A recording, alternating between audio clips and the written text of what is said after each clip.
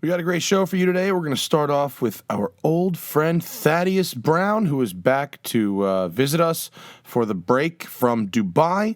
He's got some good stories, and it's a good time. And then we're going to a new guest on our show who I suspect will become a good friend quickly. Chef Sang Yoon, a well-renowned chef who is a car, watch, alcohol enthusiast, has a really interesting story and an interesting car collection. Chef Sang literally invented the concept of the gastropub in Los Angeles, and we have a really interesting conversation, and I hope you guys enjoy it.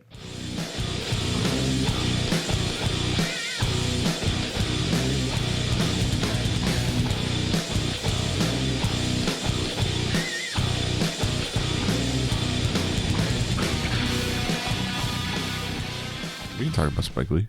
I sat 3 seats down from Spike Lee at that Knicks game where I took the pictures of Tupac. Oh, yeah. Spike.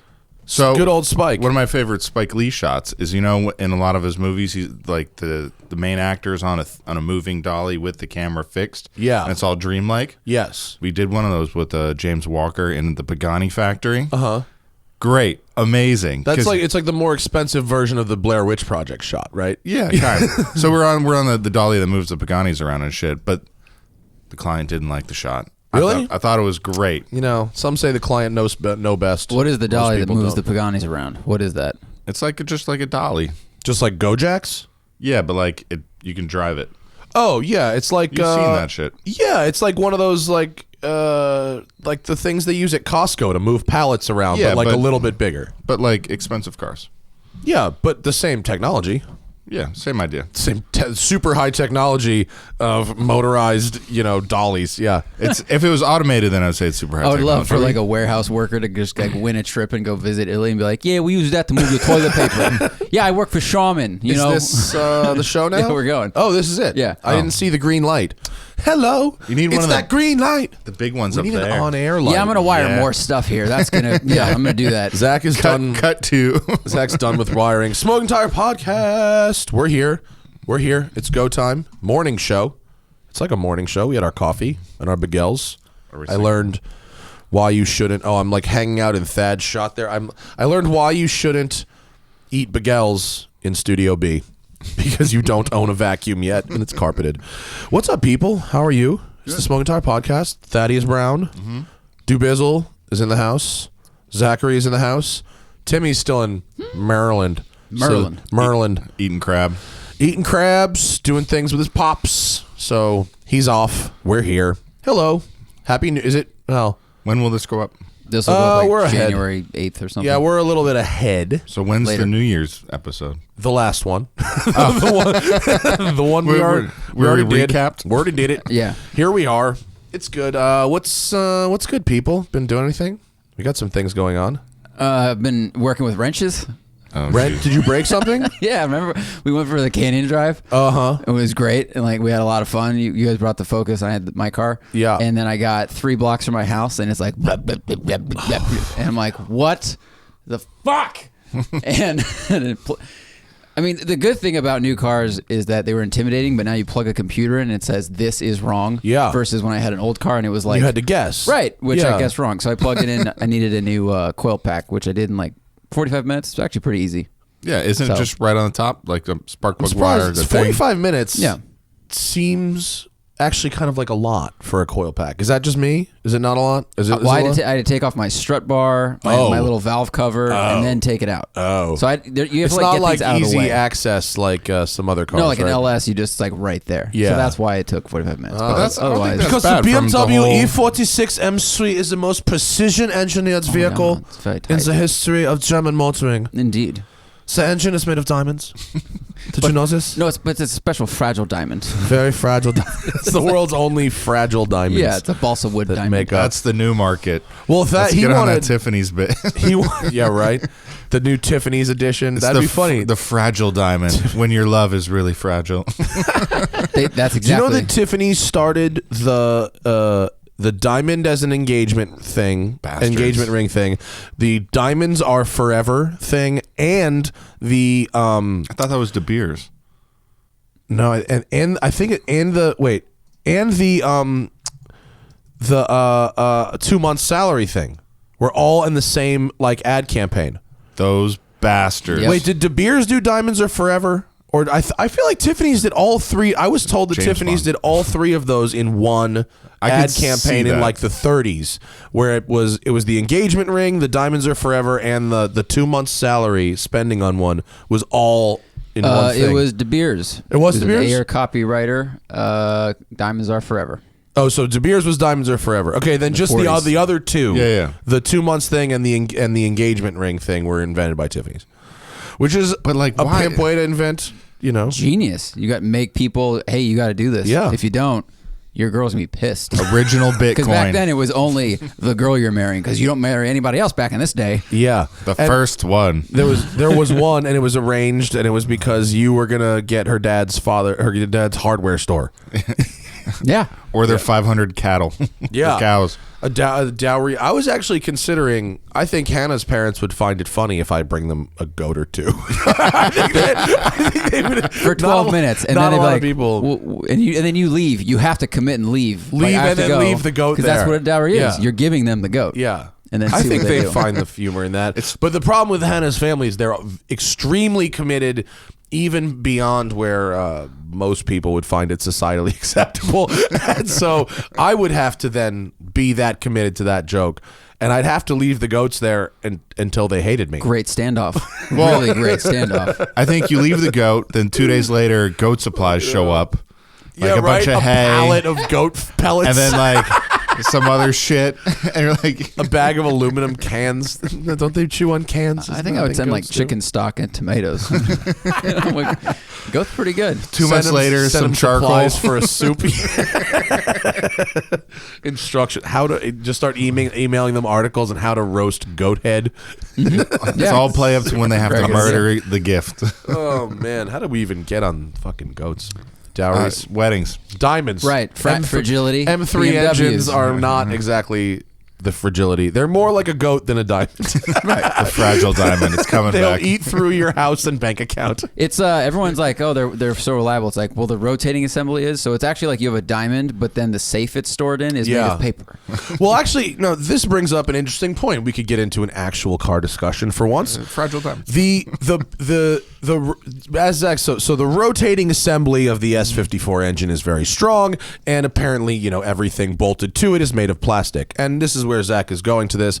My friend Bozy, this is we're gonna be a little behind the times on this story, and I hope no drastic turns of events have taken place in between our discussion to right now and when this airs, but let's assume they haven't.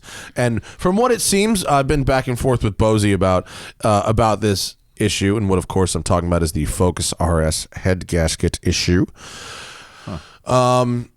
It brought up a discussion of open deck versus closed deck blocks. Now, Subaru. yeah. Now, so here's the issue that as of today, December 28th, 2017, as of today, and the reason I'm even talking about it is I own a Focus RS. Everyone asks me about it all the time, and therefore I'm sort of by default, I guess, some sort of authority on the car. As also, like, I know people who work in engineering and at Mountoon and at various other places with Focus RS. So anyway, Bozy, who works on our AER race car, technically Jack and Charlie Baruth's AER race car, he's super smart, and he loves going through engineering diagrams and TSB technical service bulletins, and reading like the service manuals of cars. Like shit that I hate, he loves doing this kind of stuff. Yeah, he's the one that sent me the Alpha Julia TSB. Yeah. The length of it. It's like a CVS receipt. And when I wanted to buy an SL, I was like, hey, Bose, what do you think about the SL 500? And he wrote me no fewer than 3,500 words on the SL 500. And I knew exactly what to look for, and I ended up buying a great car. So this is a person who is thorough. He's not perfect. He's not a robot, but he's thorough, and he gives a shit about the words that he chooses unlike myself. 1 to 10 on the Dexter scale. How far is he? He stopped short of murdering fools, but he's Serbian, so it could always come. Definitely murdered somebody. Someone in his family has murdered someone, if not him. But he's personable, so he's probably like a 7.5. Right. You can field strip an He wants to AK-47 help. in 10 seconds. He's a Serbian who wants to help. So, and shout out to his brother Boyan as well, who's gangster. The Boost brothers. Anyway, the point is, it seems the issue is there are some very loud people on the internet who have had some trouble with their Focus RSs. It seems like the issues or the symptoms seem to be a rough running engine, followed by a lot of white smoke in the exhaust, and the issue is coolant getting into the combustion chamber, and that's not good. So the early people were yelling and screaming that this engine is a ticking time bomb, and there's all kinds of bad things. People are crazy. Well, look, it wasn't beyond the realm of possibility that is true, but it's literally, it was a major jump to a major conclusion that, as it turns out, as we look deeper into the issue, it turns out to not actually be the case at all. It seems like what happened is some Focus RSs, we think mostly early builds, accidentally got Mustang head gaskets. And they both use a 2.3 liter EcoBoost engine, as does the Lincoln MKC, as does the Explorer. So the 2. It's a similar 2.3, but they redesigned how the coolant flows through the head and the block in the RS. It flows in a different way. If the part numbers are different for the Focus and the other one, and if you put a Mustang block engine gasket, a head gasket in a Focus RS block, and Zach has the diagrams up there. If you go read Bosey's article on Road and Track, if you want the super intricate details of this, you can see in the diagram they are different.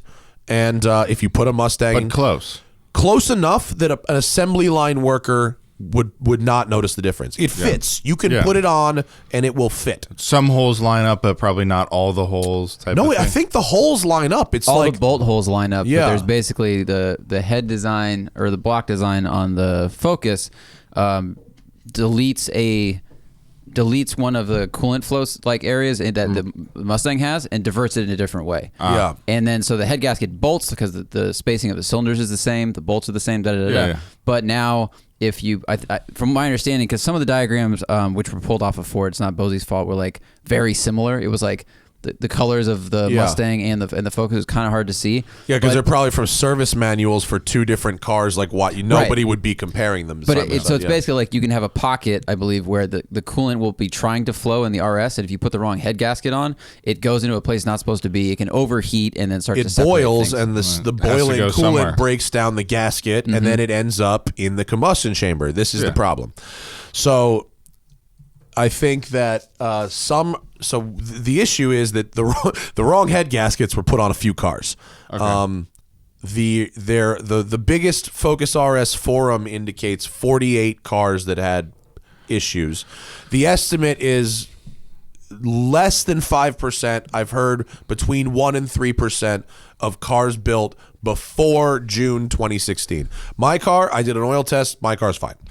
But the point is, there's a difference in errors in assembly and errors in design. Like someone either at a parts supplier sent the wrong box, labeled it wrong.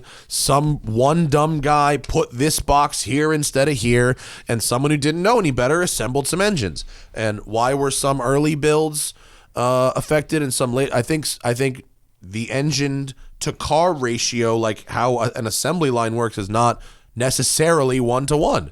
It doesn't matter if the engine on the left or the engine on the right goes in that Focus RS. Someone grabs one and it goes in. Like I can't confirm that that's how a factory works, but engines aren't necessarily built 1-to-1 alongside vehicles and deliver. You know what I mean? Oh, right. Yeah, like we saw at the Corvette factory, like they had a room where engines were built. Yeah. Like obviously vehicles were in the next room. Right. But it wasn't like they were next to each other, the whole time. Exactly. Yeah. So anyway, and then some cars, I think that had bad head gaskets early, where the head gasket was replaced. There was already some kind of internal damage from the bad gasket before, which then, so the gasket got replaced, but then the engine blew because it was already fucked, so the point is, it's not, and people are like, you're defending Ford. It's not like, I think Ford fucked up here. I'm not defending Ford. All I'm saying is, don't go into hysterics and don't be like, this engine's design this is an inherently badly designed engine because some fucking moron put the wrong gaskets on what appears to be less than 300 cars. As of December 28th, 2017, appears to be less than 300. Yeah, what is that, like a week of production? Like, the box It's a shows couple up, shifts, you I work through think. the fucking thing. Yeah. Done. So, And the digging that Bosie did was really good because someone sent him an image of one of the blown head gaskets, and then he looked up the engineering number on it, and so did a fan of his looked up the engineering number, and they confirmed that it was the Mustang engine's head gasket. So it's like some people are going, oh, you guys are paid, or Road and Track is paid. It's like, no. This has all been like documented and investigated, and that's what it is. Yeah, and so I love Bosie for doing the shit that I don't want to do. I mean, like looking up part numbers and digging through this kind of stuff. Yeah. But the fact of the matter is, all current evidence right now supports an incorrect part put in some cars, which the guys at Mountoon, because when I picked up my car, I was like, look. I said, here's my build date. Do I have this issue? He said, it's highly unlikely. We did a Blackstone oil test on the car. It's fine. The car's ace, whatever. And I said, if someone does have this issue, like, are they completely fucked? And he was like, nah, dude. He's like, unless you drove the car like super hard, like knowing it was fucked, you could fix it. Like, in most cases, the solution is install correct head gasket. That's the only. And then again, there has subsequently been an update to all EcoBoost Mustang head gaskets that has an extra layer of coating on the bit in between the cylinders. And so some people are saying, well, Ford knew, and so they've added this. Cars get updated. It's for the benefit of everybody that cars get updated. There's no car in the world that hasn't been updated over its lifespan. So, I think, and it's not like just the RS got the different, like all EcoBoost Mustangs going forward will have this newer gasket that's even stronger than the one that was supposed to be in the RS, blah, blah, blah. So what that brings me to the discussion I wanted to get to, which is that some people said, even if it's just the wrong gasket, it's an open deck design and it should be closed deck because open deck motors can't handle huge amounts of boost. So I will admit that I don't really know the actual, and maybe you can fill me in, Zach, the actual scientific difference between open and closed deck, other than closed deck is stronger. I mean, I know, like... some open deck Subarus blow up, whereas closed deck Subarus don't. Oh, you got an image there?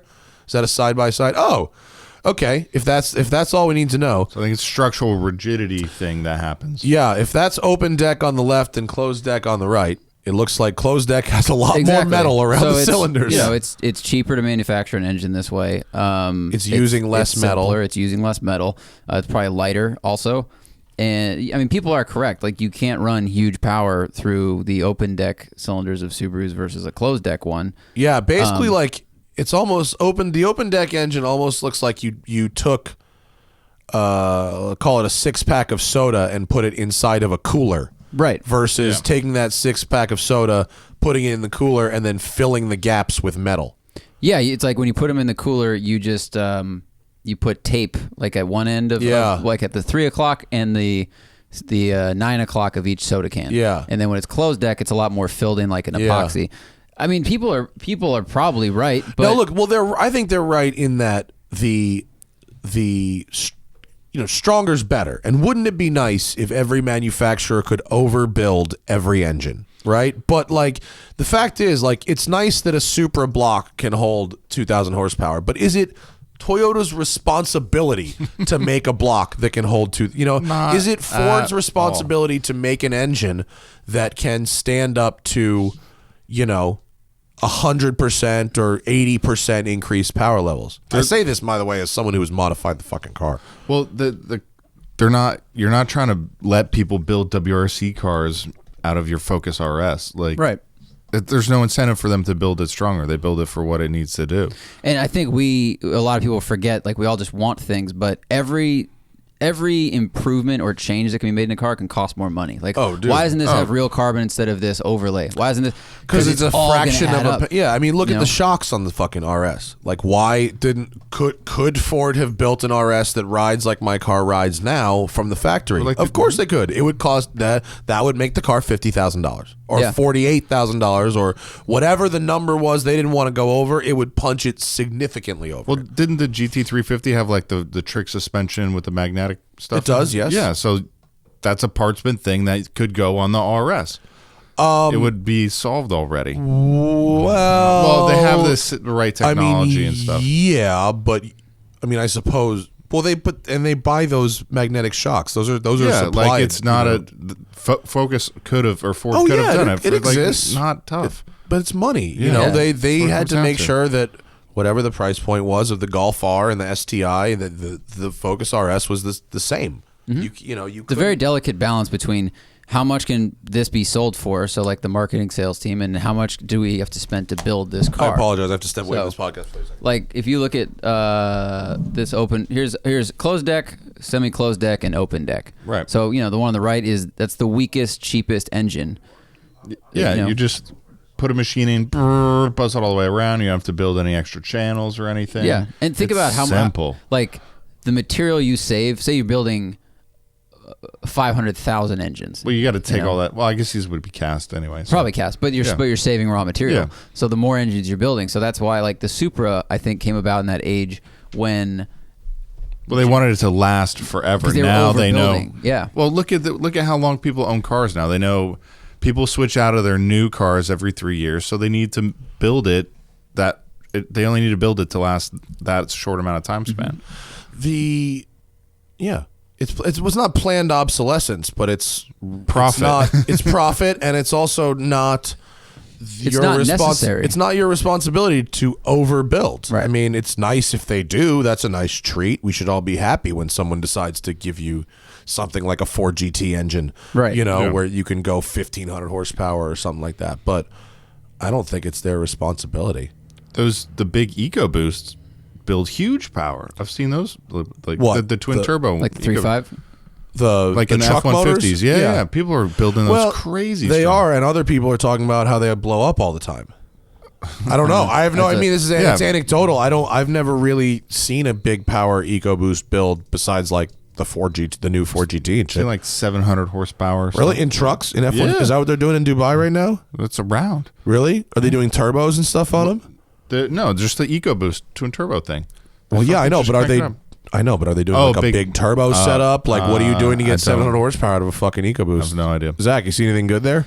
I mean, I'd have to read through this whole thing, but it's like they're installing a lot of exhaust. They got Everything. exhaust manifold. Standard. So this is basically turbo back exhaust and a tune, and they're getting 70 horsepower increase out of an F-150. That's not bad. Stock was 300 wheel. Is that a with 3.5 you 350 think, or torque. 2.7? Does it say? And then they got 370 wheel, 427. It's pretty fucking awesome for an exhaust and a tune. So when you want to have a twin turbo 6 but can't be seen in a Nissan GTR, you but do can't that. be seen in a Nissan GTR. Yeah, you see, it's probably like, I bet you construction workers or construction foremen are going to be flying down the road mobbing. with all that wood in the back. Well, yeah. But back to like if you grade the car on a scale from 0 to 100 like in school and you had a 3% error, that's still an A+. It's a Everything it's else a fucking small deal. works. It's not like, and I mean, it's not like we're talking about the cars are catching on fire or the cars are, the wheels are falling off or, and it's not like the story is that Ford is fucking people. Like, that's not the story. The story is like, oops, someone fucked up. But if your car was one of the cars that got fucked up, like, they're going to fix it. Like, if you built a 500 horsepower motor and then blew it up and they won't fix it, like, you rolled the dice there. Like, I feel you. I you know what I mean?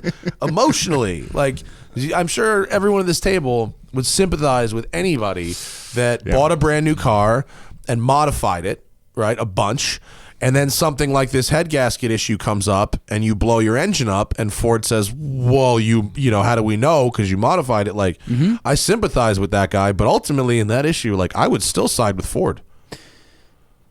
Yeah, I mean, look, if it...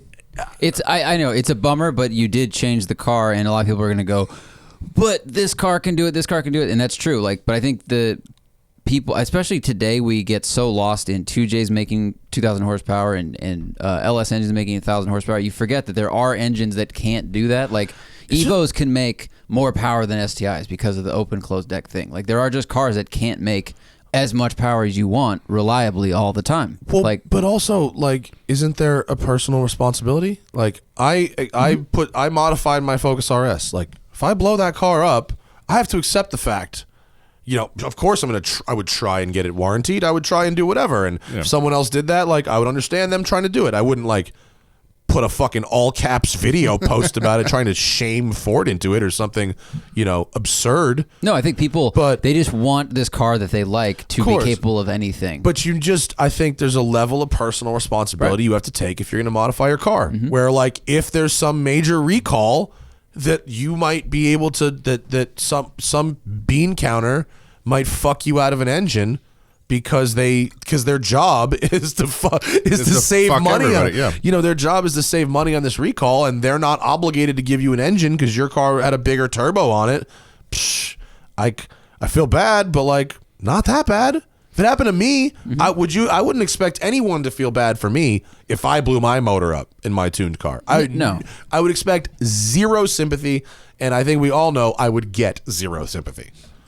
Well, I think people need to know the limits of mechanical things, and just because someone's gonna find the it. 2J can do this doesn't mean your car can do this. Good. Well, like, here's the thing. Lest we forget, the Focus RS has a button on it that says drift. Aren't you happy enough with 400 horsepower, wheel and torque, all-wheel drive, 3 different driving modes? No one's ever happy enough. No, I need 600 horsepower in my Focus. And no, it's like, just the answer is just more. Yeah, so the answer is always more. It has a fucking drift button, and you can buy the handle that locks up the rear diff. We spent 10 minutes on the last show talking about how the handle stinks. I know, but It's clever. But that's I crazy. would have fun with so crazy, though, to think that for, what is the car, 40 Gs, do you get all that power, all-wheel drive, 4 seats, trunk room, and a drift button? It's pretty cool, man. I think it's neat.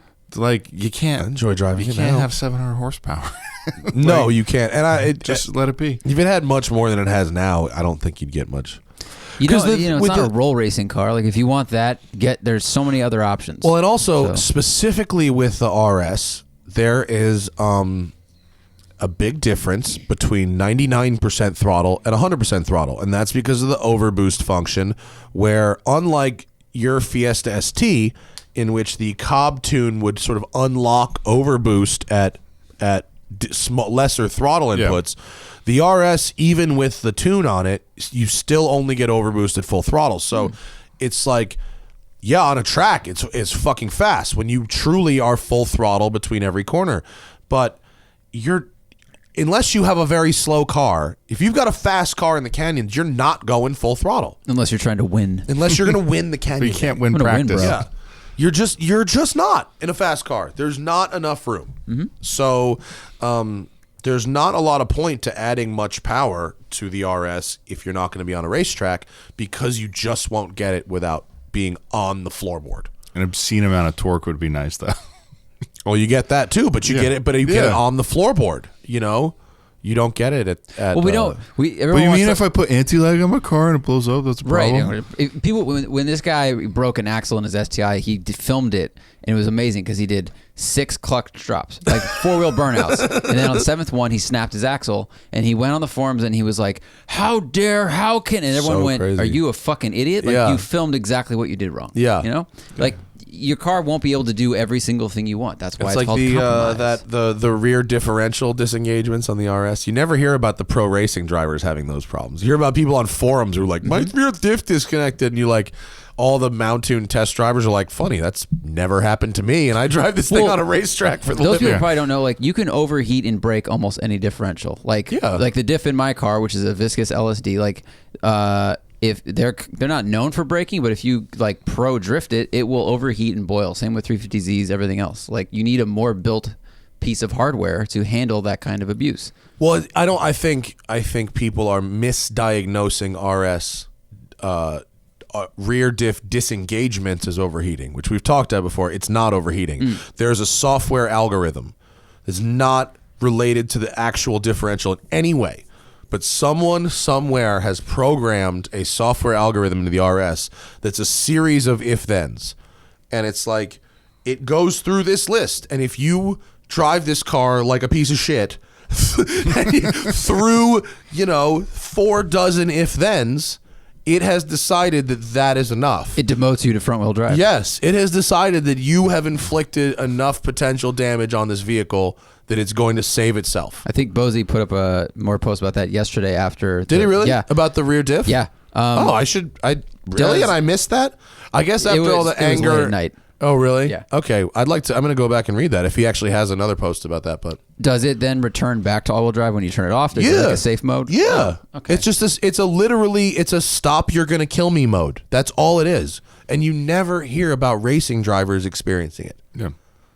What did Bozy put up about rear diffs? Oh man. We're gonna need you guys. drives. This is a deep dive for fucking later. What else is going on? Did we because you recorded something with us the other day. I'm having trouble sorting out what we talked about and what we didn't talk about. We did go drive. We went and drive. We finally took the focus in the canyons and that suspension. Oh, brilliant! It's very good. Brilliant. It is very, very good. The KW dynamic damper control system, which integrates with the factory ECU. And like Malibu is just always pretty. Oh yeah. Well, you haven't seen mountains and trees together in the same. You see No, we went mountains to Italy. Oh yeah, that's true. Dude, where have you been this year? Because you've done some stuff like almost on the DL. But like you're like, oh, I'm filming this McLaren F1 road trip. Like, well, how many McLaren F1s are there? Like more than one? I mean, 64 road cars. Didn't we talk about the McLaren on the last one though? Or did we talk about that? I think it was brought up very briefly. I don't think the context or anything. I don't know where to even begin. It's Thad does some video work for a serious collector. Yeah. In the Middle East, who rocks McLaren F1s sometimes and Pagani's other times. Koenigseggs occasionally. Yeah. And everything. dailies, the shit. Is that his? That's mine. Whose Instagram is that? I was gonna say that's not. All right, cool. That's yours. I was like, that's Tupac. Yeah, I don't know. It's an interesting car because it's purple and no one gives a fuck about it, which is surprising. Weird because it's one of those things. Well, my friend Carl always talks about buying watches. There's the car on the my friend Carl always talks about buying watches, and he says you buy them based on the ones that girls think are pretty. Those are the ones that are going to be valuable in 50 years. You don't buy them based on how somebody would buy a 1971 Plymouth Cuda, Hemi Cuda. Yeah. And that's sort of the thing with the McLaren F1. If you put it in the right context, like a Pebble Beach, it's such a rock star. Yeah. But in the outside world, nobody has any idea what it is. Nobody. It's great. It's like if you wanted, you could drive like a maniac in it, and no one would be like, it was like round and purple. Do you think the design, because nowadays everything has so much like flame surfacing and creasing, and it's so aggressive that it just doesn't even light our brain up because it's so simple? Like, why do people? I dig it because it's super simple. Oh no, I love it too. I mean, the shape is timeless. But do you think it doesn't get the attention? Either is it because it's not new, it's not shoved in everybody's eyeballs on the internet, or it's because of the way it looks and it's just subtle for the time? I think it's subtle, and like this car's old. Like kids these days may not even know. Yeah, like very true. Well, McLaren doesn't even really have the clout that we think it does outside of our circle. I mean, every time I have a McLaren press car and I'm driving it somewhere that's like not LA, most people are not particularly familiar with McLaren. They just think it's a Ferrari. Well, they ask if it's a Ferrari, or they know it's not a Ferrari, or they know it's not a Lamborghini. But what is that? And what and in Iceland, some people knew what it was, but not really. And we're talking about a brand new car. I mean, we're talking about a if you're into sports cars, like obviously you know what a McLaren is. So, Yeah. but I don't know. I thought that was odd when you told me that no one knew what it was. I figured Well, Thad, in you Europe got this they would photo appreciate. of what are these car spotters? Are these people like? Oh, those are the people to see Mr. JWW and the McLaren. Oh, fuck off! And That's his YouTube meetup. And this is very strange because directly behind where this photo was taken is the Porsche Museum. So It's basically 25 people or so. What's the other car in the back right? I can't see. A Is that McLaren. another McLaren? Is it an F1? no, it's no, A modern P1 one, right? or something. No. I don't know. I think it was a 650 or something. They rode with us for a little while. Yeah. But yeah, I think that was really cool. Got to ride in it over the Swiss Alps. Beautiful sounding car. I mean, it must be the best. It's awesome. It's got awesome. It's got to But- sound like I've read a lot of articles. It seems like they just keep doing stuff about them. And Road and Track did a story on the only BMW F1 tech in North America. Oh, it was so interesting. He's really He's in interesting. Pennsylvania. Guy. I want to go say Pennsylvania hello. dude. He's got his like a shop behind a shop. It's like not top secret, but it's just not marked. Him and a number of other drivers I've read about just said it's one of the few cars that does not stop accelerating. They're like even really fast cars, you kind of hit the top of the power curve and it drops. And they're like, this thing is nuts. Like fourth gear, same speed. Fifth gear, same. Yeah. Just pulling. Yeah, we 5 did like minutes and one. It did not get me to fourth and fifth gear, unfortunately. Yeah, because I don't blame the owner. Fourth goes to what? Yeah, it was fast. like But third was gear. was the owner fast. driving it? I mean, I know he's a good driver. Yeah, it was excellent. Great But driver. was he driving it in a manner like it was stolen. well, is he driving it in a manner like I know he doesn't give a fuck about $10 million? Does he not? Did he drive it like he didn't give a fuck about $10 million? We went very fast through Italy. That's glorious. That's We went, that's we were- glorious. we went faster in Italy than we did on the Autobahn. Well, because Italy has, I mean, the Autobahn has loose rules and Italy has no rules. Yeah, the Grand Tour just went to Italy, and they told like a 2-minute story of like. so I watched that episode. I think Clarkson got pulled over once in a Lambo, and they were like, "You're going too slow. Like when I you think need to accelerate hard from here." I think the word was, when you leave, you drive like the wind. like they just don't care. I actually got a laugh at that story, and Hannah was watching Grand Tour with me, season 2, and the episode ended, and she goes, "This show fucking sucks." I don't think it sucks. It's rough. not good. Honestly, it's not good. You got to skip all the celebrity bullshit in the middle. Even skipping it over, it's still not good. It's just not good. Okay. how many The episodes do you That have now? 4GT versus public transportation thing from New York City to Niagara Falls. That was a commercial. That was a show that we would make for fucking Garage 419. Yeah. That stunk. Hey, but doesn't make you want to fly JetBlue? Right? Yeah. How about that? How I'm about sure the plugs? I'm sure it was a partnership. The funniest part of that yeah. bit was that James May was in Jeremy Clarkson's phone as vagina. That's the only. That was very funny. That was funny. And James May was acting like a dick to Hammond, which was pretty funny because he can't walk. Yeah, but that that's No, one gag I know. that went on for. Yeah. It's not good. But like it's they're not they're doing the same shit that they did before. Yeah, but McLaren F1 in Italy, Brilliant. Ate so much gelato. you really fucked up the weight distribution on the left side of the. Oh, F1. but we went to Villa d'Este on the the same Concord, trip the with Villa the d'Este. McLaren. So we roll up to Villa d'Este in an F1. which is ace. Yeah, Yeah. that some people kind of dug it, but we left it at the hotel. We walked everywhere. But Villa d'Este is a better dressed Pebble Beach. With Pebble Beach is a pretty good dressed Pebble Beach. Italian dress. Oh yeah, I saw MC Hammer. at Villa d'Este. Yeah, bro. For real? For real. What kind real. of pants was he wearing? The biggest pants. He Italy's looked ever like Dracula. He had Like like a Dracula? like a velvety Can you thing Google a on. and picture of I MC Hammer at Villa d'Este? I can get you there. Cars Neil Crush. Where's my phone? I'll show it to you. I'll show you the thing. And I think he put it just on poke his. around. I got to see what MC Hammer as Dracula Villa d'Este looks like. What kind of stuff do you see car wise at that show? I've never gone to that show.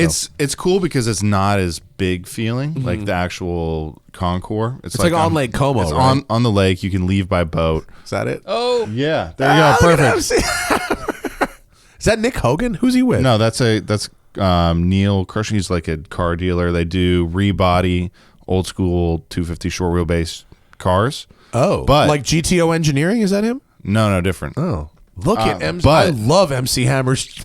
Is that someone give me a color? It's like a It's Blue. like blue plaid. with the chains. Wow, MC Hammer is a well-dressed man. You see what his watch is? Can you zoom in on that watch there? What's he got? Something nice. It's big. Bring it in for the. So what else they have there? It's at the car, as far as cars go. While we look for MC Hammer's watch, big and gold. Lots of cool stuff. This standard mix, but I like it because it seems smaller and intimate, and like you have some boating life to do as well. Yeah. So it's a nice blend. And there's like great roads right over there. And Lake Como's fucking awesome. Of course. But is it the same? I mean, so is it sort of like if you just had like the quail at Pebble Beach? It's sort Kind of of like we that? went to an auction, looked at some shit there, and like See the some same big- kind of big stuff. money auctions. Yeah, big time.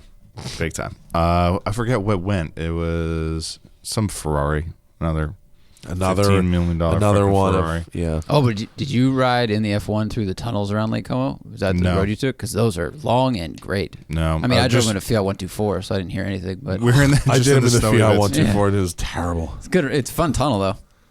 Yeah, like driving in Europe's fucking awesome. Like everywhere's beautiful. Food's delicious everywhere. Like we were trying to go through the Saint-Gothard tunnel to get, because I was supposed to fly out of Geneva.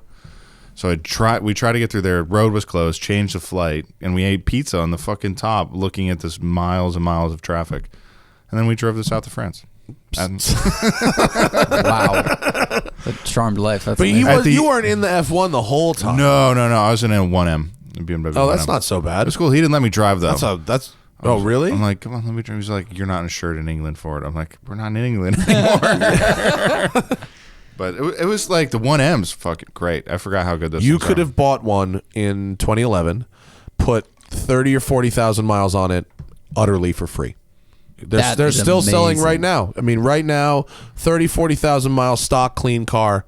They want 55 grand for that car. I see him in Dubai too for a little bit less, but If you can find one, I mean, the problem with all these cars in Dubai is like, these guys treat them like shit over there, dude. yeah, some of them though. There's Like, you find some the- fucking rank ass cars over there. Like the Raptor you were looking at when you talked to me about it beforehand seemed like it made sense. 120,000 miles supercharged, which is weird. But you're Kilometers. But you're like, it's the guy's commuter car. It's like, all right, so Yeah. he's just doing highway miles. But then, You actually underneath look is underneath, and they checked the motor mount, and that was broken, and like all these little things, like some drips out of the rear diff, and yeah. like stuff you don't see when you're just laying on your stomach. Well, in and a also parking they don't lot. have proper vehicle history checks over there. You got no idea where these cars are Well, and coming it- from, or if they've had body work or any of this kind of stuff. Well, I can do a Carfax still if it's an American car until it gets to here. Until it gets over there, and then they're then who knows what. working on it. Like there's some stuff, but. But it's in progress, dude. It's in I progress. think the best shit you found so far over there are those '80s Benzes. We were poking around the other night, fucking half drunk on Dubizzle, and we found something called a Mercedes E3 341 E34 E30 E34 E34 AMG E30 something like that. Fuck, it's a Wait. W124. It's a Yeah, coupe. It has a 6-cylinder engine, 3.4 liter 6-cylinder engine. put one of 25. There was 25 of them. This car, what do they want for this car? It wasn't a ton of money. What's 60 grand or something? Yeah, like 55. I mean, it's a lot. 60 grand's a lot of money, but like, this was a one of 25. Oh, AMG before AMG was, under the roof. Old school They wide still body. shipped it out to the place to get the conversion. Yeah. What the All fuck? right, go into Dubizzle, and then You find it on Dubizzle. you'll find out. Yeah, it'll still be there. It was cool. I don't think it was very fast. I think it was like a 280 horsepower 6-cylinder or 0 to something. 60 in 5, 6 maybe. Yeah, it's probably got some. It probably has like a 3-speed Dubai. auto first gear. And then 0 to AMG, 60. I bet just searching for AMG on Dubizzle is and then oh yeah, I'm adventure sure in I'll only get itself. the one result we want. AMG E something E30. E320 or E300. Jesus Christ! It's not. If you do Well, that, if you sort by price, it'll be in the 200s. 200s and dirhams. Yeah. Yeah, what other kind of? Do you find some super weird? Is there Phil? I've been saving this one. Phil our said friend Phil in England. yes, Phil Formerly in of England. Dubai, yeah, wants you to come and do Caffeine Machine. I know. But anyway, I say I know. Meanwhile, the people in the audience should know this. This guy's got an XJ220 I can cruise around and the in van. England. Oh, and the super van too. Yeah, the super van. Anyway, so he sent me a GMC Typhoon for about 7,000 US equivalent. That's not bad. It's super clean. Is it a fresh one? It's we can look at that next, but It's Well, we're not gonna find this thing. yeah, I'll find it. a 1994 car AMG. Yeah, you can search by Search by age. year.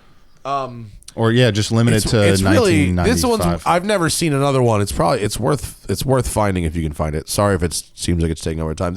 We can make it about radio if we just don't focus on pictures. I No, it's, promise. okay. Yeah, it's just very specific search terms. It's like search AMG in Dubai. It'll come Yeah. up. Sorry. Whatever. Just search pizza in Chicago. The first one that right. comes I'll up find is the it. correct The one. best car. Thad found that SEL 1000. That was the coolest car I've ever seen. It was basically like a Maybach from '87, and it had like the TVs in it, and Yeah, the old school CRT tubes and like weird. Did it have wool? There it is. There it is, not top left. That's the 1000 SE. Look at how dope that shit is. It had these like white bucket seats. It was crazy. He was gonna buy it, and then I was thinking maybe I'd use it as the airport shuttle for the thing. I bet you there's some more pictures of it. Go scroll down. Oh, top right is the gold vents. Dude, the interior. Pull that up. That is amazing. All of the what are It was those? super plush. No, is that stereo equipment? I think it that's air- a stereo. Air shit. traffic What control. the fuck is all that? There's gold bezeled, like those things have like gold like handles on them. Would you Yeah, like a remove stereo those? rack. It looks like old stereo rack. Like that's Yeah. an actual rack mount stereo Yeah. in the dash. Totally. Look at the shift knob. The shift knob looks like C-3PO's head. Gotta love it. God, you found one of these with like 37,000 kilometers on it, It for was super low. like not much money. Go, see if you can find a full interior picture, Zach. It's so look at that, the interior, dude. It's got 2 CRT TVs, from what I can see. I mean, there's a lot of buttons. Who the hell is that? An Apple II built into that thing? There's like You can 3 play stereos. Snake on it. It's funny. There's a Polaroid, a picture of a Polaroid. That is so. It's a limousine. funny. That's an amazing car. Well, that Dude. like the Mercedes Look, thing oh, out I there. wish that interior in the back was white. There's just like so much stuff in it. It's like a Maybach from the 80s. Yeah. Wouldn't that be oh my God. So this picture, for those not listening, so this is really, truly next yeah, level. that's kind of what it was like. Okay. Can we talk about the ceiling? So how in the rear of a Maybach now it has those gauges where you can actually see the telemetry, so you can see like the GPS map and your speed and all that kind of stuff, and you can control your own stereo. Zach, what do all of those things appear to do that are on the ceiling of an 80s SEL 1000? Well, it looks like the last car we looked at had all of these buttons on the dash. It looks like they've moved all stereo and probably like communication controls to the back seat. So it's basically like in a plane above your head. You can control your air and call the flight attendant and whatnot. And this is what that looks like. Is that like an 8-track up there? There's like a big EQ. There's a lot of buttons. There's There's a lot of really big buttons. lot of buttons. Well, there's CRT TVs. Huge gold clock. That clock is serious. And then we've got one. I can see two CRT TVs in the dashes, front and rear, and then the flip out cocaine trays. And then are those vanity mirrors in the back of the headrest or more screens? I think those are screens. Oh, those are modern screens then. And Yeah. what is on the steering wheel? It has what looks like buttons all over it, like a Pontiac Grand Prix GTP. But It's got 12 buttons on it. is that buttons or jewels? Style. Both. It's gonna be both. Can you zoom in on those? Those look like buttons. What the fuck are those? I mean, if they're buttons, I don't know what they do. But there's a lot of Cocaine straight out the There's vents. a lot of controls. This one shoots the cocaine into your face. This one. I mean, I'm telling you, Whiskey. especially now that Radwood is a thing, the SEL 1000 is glorious. Oh wait, there's a better picture. What are those second row, Zach? Buttons. What are those? Can you see in there what those buttons do? Are they buttons? Oh, well, yeah. What is this? Oh, zoom in. This is a better picture or not? temperature. Those are definitely buttons. Those are buttons. Those are buttons. And I wonder if also, they the light up. complete gauge cluster has been replaced with some pseudo digital, like Sweep thing. fucking bizarre. I love the TV because you can see how big it was because the tech was so bad. So like the dash comes forward like 6 or 7 inches. It's like a dash tumor. If you get into a crash, you're just gonna get a fucked. tube to the chest. it looks like Ace Ventura trying to push his way out of the rhinoceros. When CRT tubes break, they explode. So like shitty airbag, exploding Bro. TV. I'm serious. If you can 30-degree find one burns. of those, I will go halves on you because I'll that keep will looking. make an excellent airport shuttle for the clubhouse. We gotta find this E34 AMG thing. It was. You couldn't find fucking- it? No, I couldn't. Oh, it's I'll Maybe be- I'll be zone out maybe for 10 like a minutes. very smart person bought it. If I was in Dubai and saw that, I would have bought that in 5 seconds. It was awesome. E340, you think? No, it's no, like I would maybe Mercedes. AMG E-Class. 3.4. 3.4 was definitely yeah. in it. Like 3.4 coupe. I would put one. Oh, go back to Bring a Trailer. 1 second. It's on There Bring a was- Trailer? there- One like it. wow. That one and that maybe. 3.4? Yeah, What does 'cause it I say? read an article. W124. Yeah, there it is. No, that's the 4-door one. Fuck. Well, it's the same. It's the 2-door version of that. You get it. Whatever. It's they took out the 320 motor. They put in a stroker crank. They put in like a high super performance cool. head. It's extremely cool. Yeah. I mean, look, hammers are now $100,000. I know, right? So you can, rising tide lifts all boats. You get in on the game. Yeah. They look tough. I mean, the transmission will be terrible, but I'm sure the chassis and engine are nice. not the Yeah, right but one, though. it's a We'll find cruiser. The coupe looked better. If you apply the Just keep look- looking, Zach. Did you pull One up of- those pictures, Zach? One of 25. Just pull up the coupe, just so we have. So the folks who are watching have a picture because the coupe is fucking sexy. I only saw it in black too. If you got another color, that'd be there. It is, second row on the left, all the way left. Yes, isn't that the coupe? Four-door, bro. Fuck me from back here. There it is. There it is. Yeah, 300 CE. Pillarless coupes make everything better. Oh, yeah. Yeah, everything. This thing. Yeah, 300 CE. God not damn. the E-Class. Other than the front plate, is that a Japanese plate? What is that?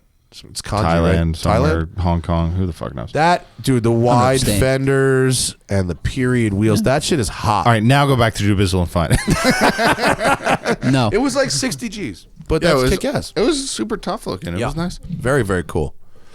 Very, very cool. Was in Monaco at the end of the race. Didn't get to see it with the Yeah. F1. You can't see Mayhem. it anyway, though. You if you're can't see it standing anyway right. unless you No, got it's tickets. mayhem. Yeah. You just hear that. It just sounds like cats fighting all the time. It's cool Or- to drive on the track though. That was So pretty how dope. narrow is it? Oh, how do they do that shit? I don't know. Dude, when you go the downhill Ugh. section right before the tunnel and you're driving down there, you go, what the fuck? What? How do they do this? It's so like, how do you do that fast? Smashing We had into a walls good a talk lot. with Pat Long about that when he went and raced it, and the same thing. It's just like it doesn't seem that small on TV. And it's a lot was of that on- elevation gain. Was that a Motor Fair podcast? I don't think that came up on our show. Maybe it was. I can't remember. Did he Peter race in Backtrack. Monaco? When Yeah. did he race in Monaco? Long ago, he was there. Was there like a Super Cup series, like a support race or something? I think some open wheel thing because he went and lived there when he was racing karts for a long Oh, time. really? He had when he was 16, he was living in a kart factory in Italy, wrenching on karts to pay his way into racing with a lot of other up and coming racers. Yeah. And it was him, an Italian guy, and a Japanese guy, and none of them spoke. They all spoke broken Italian, like the Japanese guy spoke Italian. Pat sort of kind of communicated with, like, there was just a lot of overlapping language bubbles or inconsistencies. That's so funny. But he had a great time over there, buying shitty cars in England, blowing them up. Like driving to the track, he had to stop and just pour water into the radiator the whole time because it kept overheating. Like he just had a bunch of shit boxes that he'd go through. Fun. Yeah, Go Pat Long. real fun. We want to go to Monaco. We think the best way to go to Monaco is not for the race. It's for the boat show. Because in the boat show, you can get on the boats. Exactly. Like, you can't really watch the race even if you're there for the race.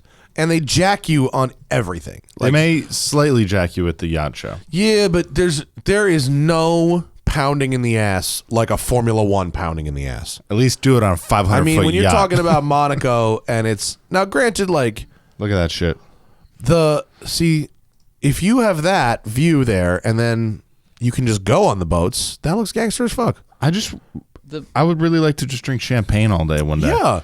And stumble around and make rude jokes. I enjoyed the Monaco Grand Prix very much, but I learned that if you really want to watch the Monaco Grand Prix, you should watch it on television because it's very difficult to watch in person, and it's Yachtless, kind of bro. Monaco is more annoying when the Grand Prix is going on than when it's nice when there's nothing going on. Yeah, like When you the can at race least is going on, walk in the stinks. streets if there's no Yeah, racetrack. getting anywhere is so fucking impossible with the racetrack blocking everything. Yeah, it's but the You'll yacht have no show- trouble getting around, Mr. Fair, when you've got your yacht with your own helicopter pad. Well, that was one of my favorite things about being in the Monaco Grand Prix was I was at the Fairmont Hotel, which are you in control of that stream, Zach? I am. Turn to the right. What? Go to Look the at right. these- Yeah, that is incredible. That's like a global explorer. Is that a submarine on the deck? What is that? This, yes, that is a submarine. Submarine on the deck. This This guy, is why we need to go to the yacht show. This guy on the right of him is so mad about his parking space, even though this is a really cool helicopter pad that actually looks really It sleek. looks tiny next to that But- fucking Right? boat. That's a submarine. Oh my That's God. crazy. How That's so rich awesome. do you have to be? So rich. That boat probably is $100 million by itself. Zoom out a bit, Zach. That boat looks like it's a minimum of 250 feet. It's a big fucking boat. So wait, continue turning left. Continue turning left. Yeah, it's amazing. Keep going, keep going, keep going, keep going, keep going, keep going, keep going. Look at that. Wow. Holy shit. That's like a Come on. 280, Oh my 300. God. I don't want to turn anymore. I'm getting sad. I went sailing yesterday. There was the Walton's boat, the Walmart family. Their yacht is in Marina Del Rey right now. It's 280. It is. There was one guy up. When you have a person standing on there to scale to clean it, it was absurd. Keep going to the left in this picture. Keep going, keep going, keep going, keep going, keep going, keep going until you see a hotel there, right in front. So the white one. yeah. So that is the Fairmont Hotel. So underneath that is the tunnel, the actual tunnel in the track. And so, fuck, what were we talking about with this? Oh, yeah. So one of my favorite things about being at that hotel for the race is looking out over. I had an ocean view room, which normally would be more expensive, but it was actually cheaper because the other side looks at the track. So ocean view room. And there was a guy whose yacht was too big to get in the harbor. It was a 400-foot yacht. And so there's a bunch of yachts all over the place. So there's little boats, shuttling people back and forth to shore like all day. You could just sit on the balcony and just watch us all day. Not this dude. Even though he had like a 50-foot dinghy, like his dinghy was bigger than some of the like big yachts I reviewed this year. Wasn't it bigger than the sailboat we took in Thailand? It was bigger than the sailboat we had in Thailand. How do they store that on a boat? A giant, on this boat, it had the whole aft of the boat, the back opened up and you drove it into the back and a So conveyor cool. belt pulled it up into the middle of the boat. That's Some they some have James cranes. Bond Yeah, shit. some there's That's so cranes fucking cool. where you would drive the boat onto this like cradle and a crane would lift it up in. Like it's real nuts. And after we look at this, check out boat garages. Will blow your mind. And so, but this motherfucker. So if you pan to the right in that picture, a little more to the right, you can see this harbor out here. Like see this giant boat here. Go to the left of that, and that's where this guy was, just out there. And he would take a helicopter to shore from there. Like you could paddleboard that, and this guy's flying a helicopter over to there. Sir, we have more So- economical means than this. It was so It- crazy. I wonder if it's faster. This is a serious question, to take the helicopter like with the pilot prep, turn on everything versus getting in the dinghy. I guess if your dinghy's no way. gigantic, There's no that's way it's probably not a faster. fast process either. That's no, kind it's of ironic. It's not. Pre-flight checklist will No, take longer. if you're a 45-foot boat, you press a button, you start. It started. You're going. But you got to open your hatch. You got to pull the thing out. Doing that shit. Oh, you mean no? I meant- It doesn't live in the boat all the time. When you get to port, you pull it out of the garage, and then it just sits next to the yacht. It's ready to go You all just- the time. but you just take the helicopter because you want to. Yeah, Monaco. because you want to flash that much. Maybe you need to go to like Nice afterwards and just get in it again. Yeah, I can't. Yeah. and also it's harder to be photographed with prostitutes. You're in Helicopter. If you have that much money, do you care about? You But should, pull up you really a should. picture of like yacht garages. There's like and you can just go to the image search and see how some pictures of how some boats are pulled into other boats. What? Yeah, so that's some normal shit right there. I've seen those around. I mean, not normal. This is some very, very wealthy people who are, borderline completely silly. But, the whole side of the boat opens. but it's fucking cool. You pull that shit in. Yeah. Yeah. Look, there's people who have, they call it a beach club option, where like a whole beach club will come out the side of the boat. And there's cranes. Oh, and come the fuck on! Yeah. This is like crazy, this is right? like an amusement park. Yeah. The whole thing expands. Scroll. That's what the Walton book. People thought Michael book. Jackson was crazy, but this is the same thing on the water. So that has the beach. It looks like the beach club at the bottom, right? Where the whole aft deck is like lounge chairs and stuff, and then there's the garage on the side that opens up for the boats to come out. Oh, look on the bottom left, you can see the inside of what one looks like. See the bottom left down there? Yeah. So that's inside the yacht garage for the jet skis. It's fucking cool, right? That's awesome. If I was that rich, this is the kind of shit I would like. Yo, let me Dude, show some you of that these you can things- drive your boat into it. Some of these Sold. things are so crazy. I mean, $100 million buys you any amount of insanity that you can come up with. See, that's why we need to go to the This is why we Monaco. need to go to the boat show. Yeah, I think this will be a Was that a rendering of a Tesla? looks like a McLaren-ish. It's general supercar shape. McTesla. See that one? I've seen the whole rendering of the car in the boat before, but like, there's not really a crane that does that. Like, how does that happen? This is how you launder money. Yeah. This is the vaporware of boats. Well, that's the fun thing about yacht design is people release these like CAD designs and they say, you know, it's the thing. We're waiting for an order. But the last 3,000 horsepower, 400 mile an hour top Right. speed. Please pre-purchase now. Yeah. The last few years of yacht design have been real nuts. Like, have you seen like Sailing Yacht A? The super folded angle one? The Sailing Yacht, it doesn't look like a yacht. It looks like a spacecraft. Like it just this guy Waterworld with a budget. That is a real boat. That's not a rendering. This boat, I mean, it's somewhere between a battleship and a CGI rendering. Like, that picture there is a real boat. That is not a CGI picture. Okay, so time travel is clearly possible. It's like you can't even tell where the windows are. Like, it actually looks like almost like if you said build me a spacecraft that looked like a sailboat, that's what you would build. If a spaceship crashes and you cut it in half and turn it into a boat. Yeah, go to another picture. You'll see every angle you look at this fucking thing from, it looks completely bizarre and insane, and doesn't look like it could be a normal boat that does normal boat things. You want to know something funny about this boat? It was held up after its release, like stopped by the Coast Guard in Gibraltar because he didn't pay like $100 million in taxes on the sale of the boat. Big fucking surprise. I think it's a Russian billionaire guy. Is that what it is? It's oligarch. It's isn't it Abramovich?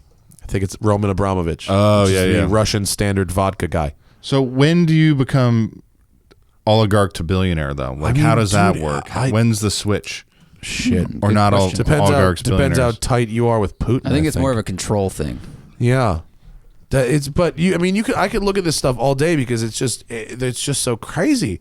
And you've seen these guys are doing gold yachts now and like really, really crazy James Bondy future designs. And You know what I'm thinking of when people have either a nice car, medium nice car, whatever like the best car you've ever owned is. And if you ever meet someone that's like, oh man, I saved up for a long time and then I bought this used Vet. And you're like, oh cool. And then that you see them putting like shitty oil in it and you're like, why would you do that? Someone buys a yacht for $300 million, but they don't pay the taxes to leave the port. You know, it's the same thing. It's like, oh yeah, but I don't want to dip into that part of the pocketbook. You know, it's so weird. The week of not paying taxes probably earned him like $15 million or something. well, I told you about our loaner boat in Italy got repossessed because they didn't pay the taxes on it. We were literally borrowing a boat, and we took the boat from the main port to Positano. We got lunch. The captain was on a mooring on the boat, chilling, and we could see the boat from we're on the beach, Positano, eating pizza, whatever. Amalfi Coast was very nice, and we see the police boats come up, talk to the guys. There's some back and forth, and the police boat hitches up our boat, our loaned boat, and tows that shit away. They get the phone call like, there seems to be a problem with the VAT on the boat. I don't know. And wherever that boat came from, the owner didn't pay taxes on it, and they took that shit. We sat in Positano for like 4 hours while they sent another boat. That's wild. Yeah, fucking crazy. So Italy does have unlike Thailand, Italy has a coast guard. The economy was trashed, and so like people were just not paying taxes on their stuff. Like people just in Italy just had. I don't know, whatever it is. I'm not gonna discuss whatever the reason was. I don't know the reasons, but people decided that just like not paying taxes was the answer. Well, it's a Nicolas Cage accounting. I mean, it was like they were upset with how the government was handling the money, and so they were just like, we're just not going to pay you now. And that's how that works out. That's why every now and then you'll see on a forum or someone will be like, the U.S. taxes are actually stealing, because in the Constitution you're like, yeah, try not doing that, see what happens. Like, knock, knock, knock. Are we running this portion of the show before, after? What is it? Before, I think, right? Yeah, I think this does run first. This runs first, right? Mm-hmm. That's good. What else we got before we wrap this up and go to our Soon Yang interview? Let's see here. What have we done? We did Christmas. We did. We ate all of delicious food. We had some questions about sous videing. Someone asked about sous videing. Well, we had one question that you'll answer very quickly. That says, about sous vide. Are sous vide machines really worth it? And someone replied, not if you have a crock pot or slow cooker, which I would like you to rebut. Well, they're not the same thing, first off. Oh, I know. Don't look at me. So a crock pot is great for making chili. Braises, and even a brisket if you're into an apartment style brisket. But sous vide can do a lot more than that, and you also precision. Now, granted, I don't have the newest, whatever the newest dopest crock pot is. They may offer a level of precision control I did not know was available. But yeah, maybe before. Well, I'm being a dick to this person, but that's what I am. Maybe they're saying you can just buy a crock pot, vacuum seal food and just use that to heat it. Yeah, go ahead, Dad. Well, like a major difference is the sous vide circulates the water for an even cooking, whereas a crock pot is just from the bottom. I also don't. Can you have a control of a crock pot down to like a single degree? No? I don't think so. That's what I think. You get the precision of the cooking. You get. Yeah, my crock pot has low, medium, high. And I'm not. Honestly, there might be a dope crock pot out there that has a better one. But for me, I think there's more control with the sous vide. I think the circulation's a major thing. The circulation. We were doing like the shitty water heater thing. Yeah. The OG version. Yeah. No circulation. Circulate. And this cooks better and more even. But I do think that I don't think you should go ahead and spend $1,000 on a sous vide, and you definitely don't need. Like, I bought my mom a couple years ago one of those ones that looks like a countertop fryer. Yeah. Where it's like an all-in-one. Like, you don't need that. Like the Innova one or the Polyscience one, the Chef Steps one. Like, one that goes in a pot or a tub. I just use a plastic bin. Yeah. And that works. Those work really good. Yeah. Cool. They're definitely worth it. You can do a ton of good stuff with the sous vide. You can pack the seasoning into things. The vegetables are amazing. Yeah. That prime rib we made for Christmas was so on point. Well, what's cool is that we set it up at 9 a.m., hit go, and went driving for 4 hours. Yeah. And then you come back and it's still not done, but like, that's a great thing. Yeah, but you can actually forget about it. Yeah. Yeah. Yeah. All right. What is the most common modification in Dubai that makes the cars worse? All of the stickers. Actually, you can't really put stickers on the car. You can get away with like the shake sticker, which I still can't find for sale anywhere. What's the shake sticker? So like Sheikh Mohammed bin Zayed, they have like a sticker cut out of the face. Yeah. So you put it on your windshield. That's just like that's like a common, like the Calvin peeing on a thing. But it's just like a white. I've never seen it for sale, or else I would be back here with them for everybody. You think they just hide it when you're around because they don't want you to have it? I don't know. I just you just don't see it anywhere. But they come from somewhere. Yeah, probably from the Sheik. Gives them out. I don't know. It's like, hey, here's a T-shirt. Here's a sticker for your car. That and my favorite is, like a window blind that you pull down. Yeah. Okay. So mount something like that sideways, but make a really dark tint. So you can tint your front windshield by pulling this window blind thing across it. Oh, and suction cupping, like the little baby suction cups for like a V1. And you just drive with your super dark tint front in the middle. I mean, if it's like super bright out in the summer, that's actually probably not so bad, right? Yeah. And then when the sun goes down, you just zip it back. But is it like a roll up thing, or is it like you tug it a little bit and then it pulls it all the way back? Okay, so it's one piece. Yeah, I thought because I was picturing like Venetian blinds, like accordion, and I was like, what happens in the creases? I think it's a film on a roll, right? Yeah, film on a roll. That's a good idea. I thought that was great. Also, I've never seen it for sale anywhere, but they're all over the place. You got to know where they go. I've been deep diving for some stuff. Like I found him a Saddam Hussein watch, but I couldn't bring myself to buy it for him. I wished he had, honestly. What does that even mean? What is It's got his face on it. It's got his face. Saddam's face. Oh, Yeah, okay. and there's a Gaddafi if you're feeling more Libyan. Yeah, I mean, I'd like to I would see go you with go a- to the airport with that. That'd be With a funny. Saddam face watch? Directly above. I don't think these- it's a crime. No, I know it's not. But with that in your I mean, last I got to name, you'll one be up there. the sugar guy now. Very Oh, excited. The guy who brought Sugar guy's Radwood. great. Brought the sugar to Radwood. the thing most likely not to be seen, or that I wouldn't have ever thought I would seen, were Nazi passports, also for sale. I'm sorry? Like it from World Like War, like an with like the a fucking Nazi's passport? Nazi passport. Pair of those sitting up there, like, Fucking weird. Wow. People, like how weird the shit. fuck did this get here? well, That's there's weird. people that buy that stuff here, and those people are assholes. But it's like, oh, it's they collect. They want to buy the Luger. They want to buy the medals, whatever it is. Yeah. There were a load of German tourists dropped off when I was there. But I didn't actually, when we were over there, I didn't find the car modifications in general to be particularly tasteless if you exclude the gold wraps. I'm not into the gold wraps, but No, I've seen a couple of Mansories. Yeah. I've seen like a really bad Tech Art Cayenne where like they had like the bigger side scoops on the back. You know what I'm talking about? Yeah, they're heinous. Yeah. I was like, you're a mom. Like, Yeah. what are you?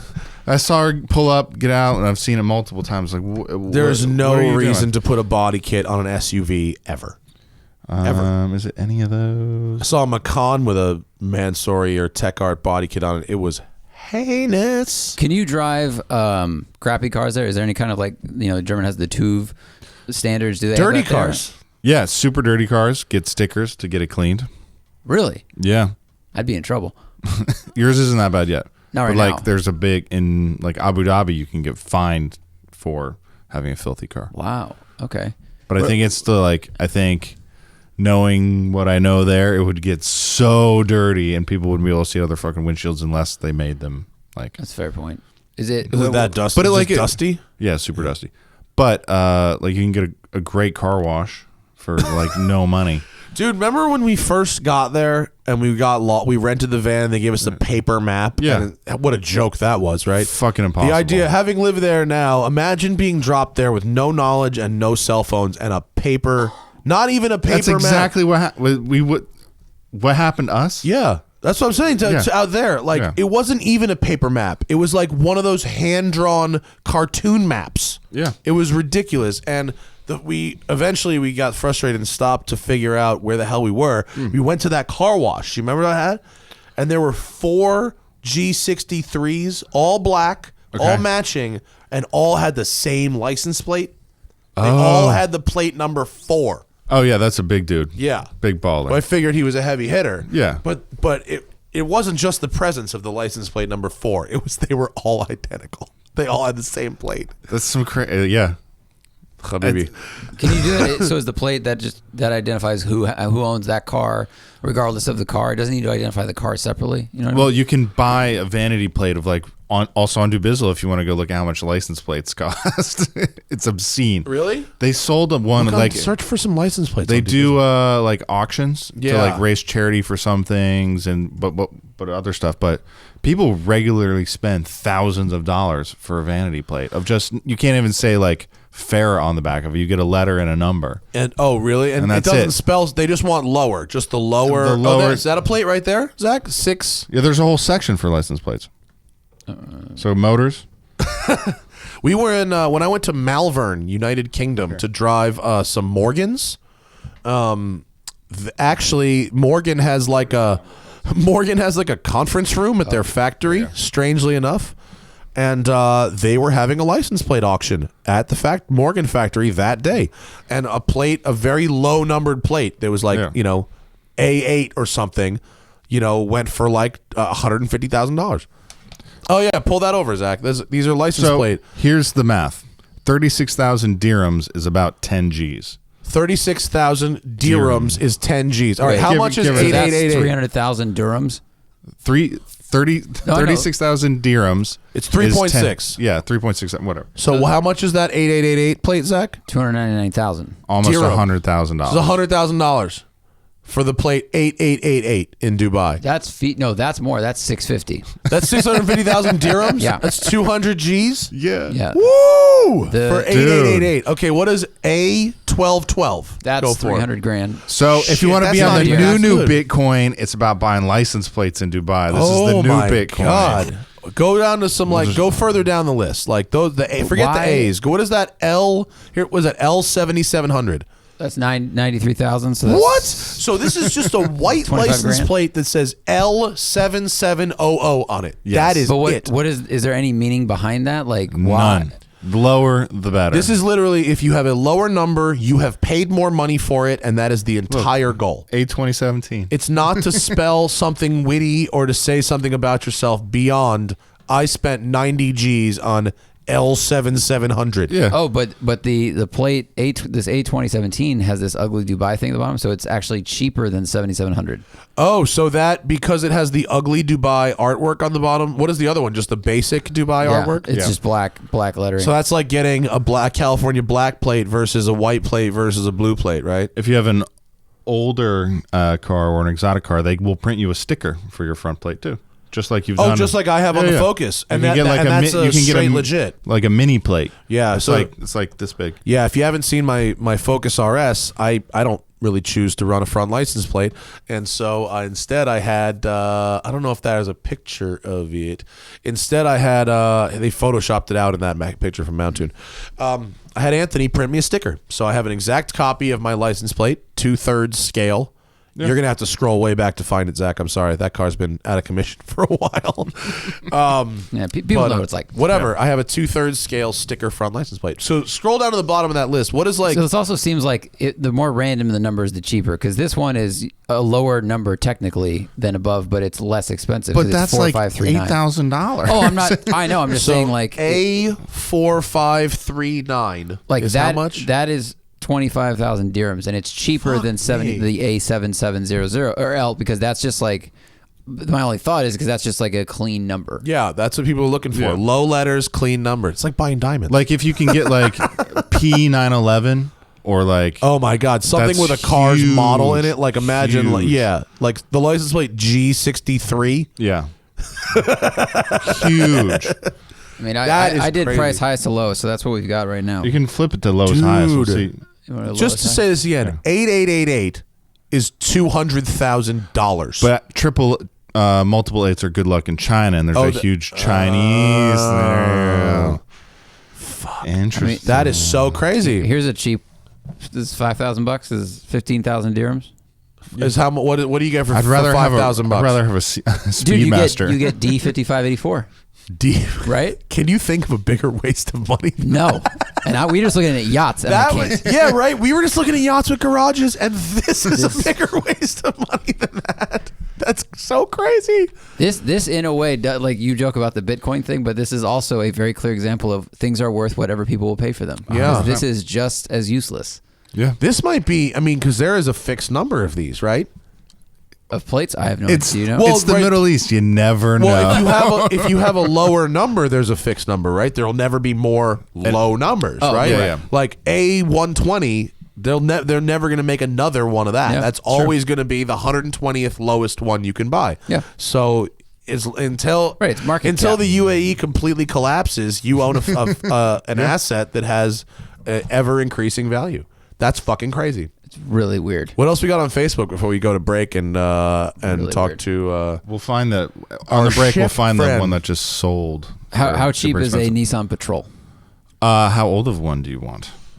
You can get one that's like $40,000 like brand new, or you can get one that's like $10,000. But you said ergonomically they're not good, or is it not good for you? Like if I was 5'11", great, but like right below the kneecap rubs into the dash, and I think on an edge. So I think if you're off-roading, having something jab you right below your kneecap while going over sand dunes would That's not good. It's anytime. not that great. So Okay. that's why it's off the list. But that's because that's like the four-wheel. That's like the truck version of a GTR. It's like 4.3 liter, but RB architecture, 4.8. right? That's insane. So that would go much torque. That would go great in a Huge Mustang pistons. with an engine swap. It would.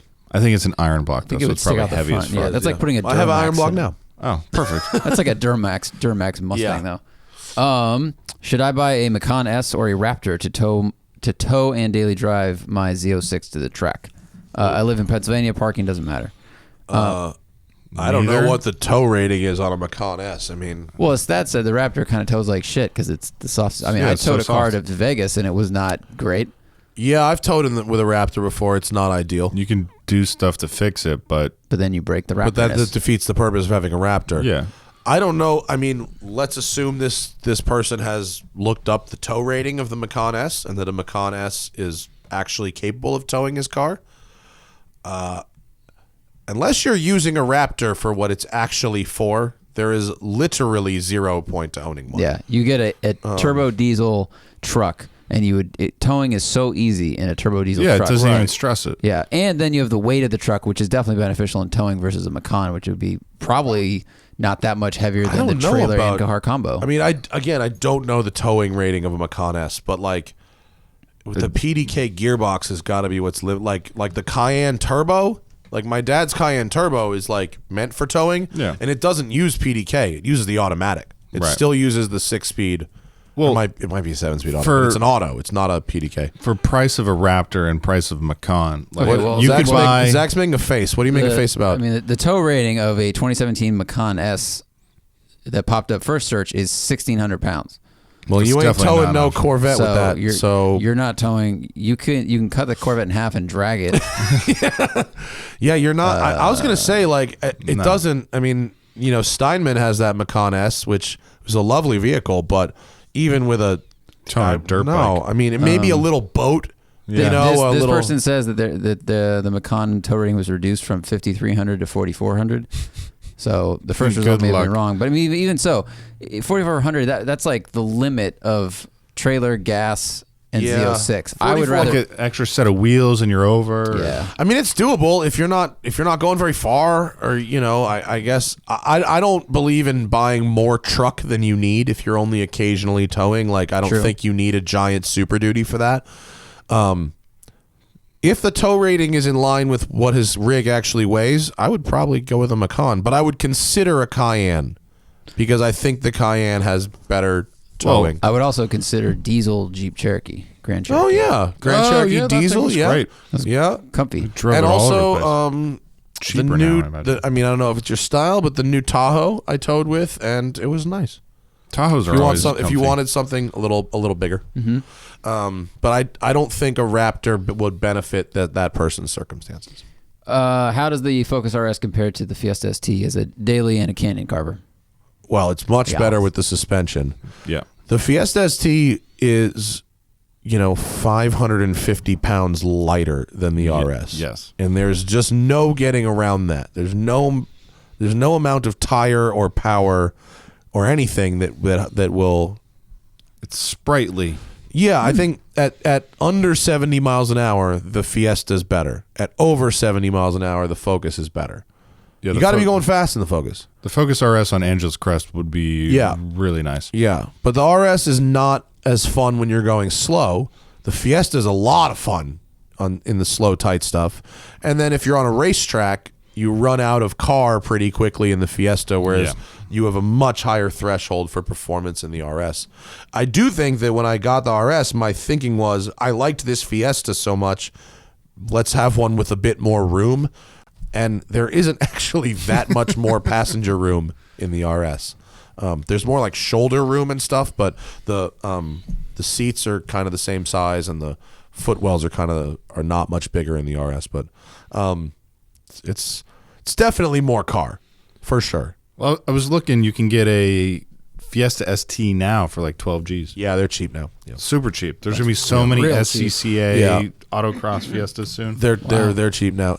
I think Jack and Charlie broke a couple small things doing track days in your old car, and then they ended up selling it to another fan. Oh, I was going to say, I'm curious what that car's longevity will be as far as The engines- no, the even engine was specifically, fine. Like just in general. They never had a single problem with any of the horsepower upgrades or the engine or anything. I think they did tires and brakes, and I think they broke something in the suspension. I don't remember if it was like a tie rod or it was they hit a curb really hard on the racetrack and broke something, and they got it fixed and it was fine. But the motor was great. There was nothing wrong with it. That'd be a good used buy. That'd be fun. That car was fast. I really enjoyed that whole thing. Think about this. So in Europe, in the rally stuff, they take Fiesta chassis and they slap an Evo or a Subaru drivetrain into I've that. seen that. It's That's crazy. some crazy shit. That would be so fun. Yeah. I'm like, that's the perfect car. That is the extremely perfect car. Yeah. I got to look this up later. Yeah, see how it'd be well real it fits. cool. Yeah. Oh my god. Proto is the word you're looking for. And you can buy like it's whatever. But it's kind of a neat solution to a problem that no one has. That is very expensive. Wait, aren't those the guys that made like the Focus RS5 rally car? There's a bunch of people that do it. Oh, okay. Yeah. It's So pretty the carbon one. but like that's an interesting swap. Yeah. Fucked up WRX fun. STI and Yeah. slightly hit Fiesta. What do you think would win in a lap battle? Your Mustang or the Focus? Probably the Focus. Really? I thought twice so much I thought the horsepower. power is very similar, and your Mustang seems like it have more cornering ability. I don't know. It depends on the track. The Focus definitely has longer legs than the Mustang. The Mustang kind of dies around 100.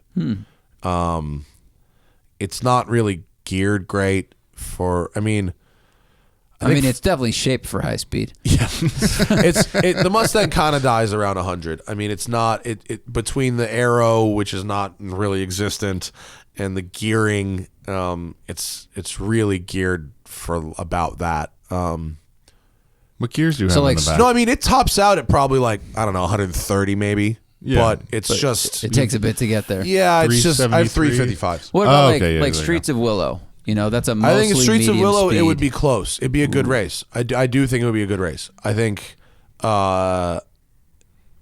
Big Willow the Focus would probably win. Streets of Willow I think the Mustang would probably win. track day.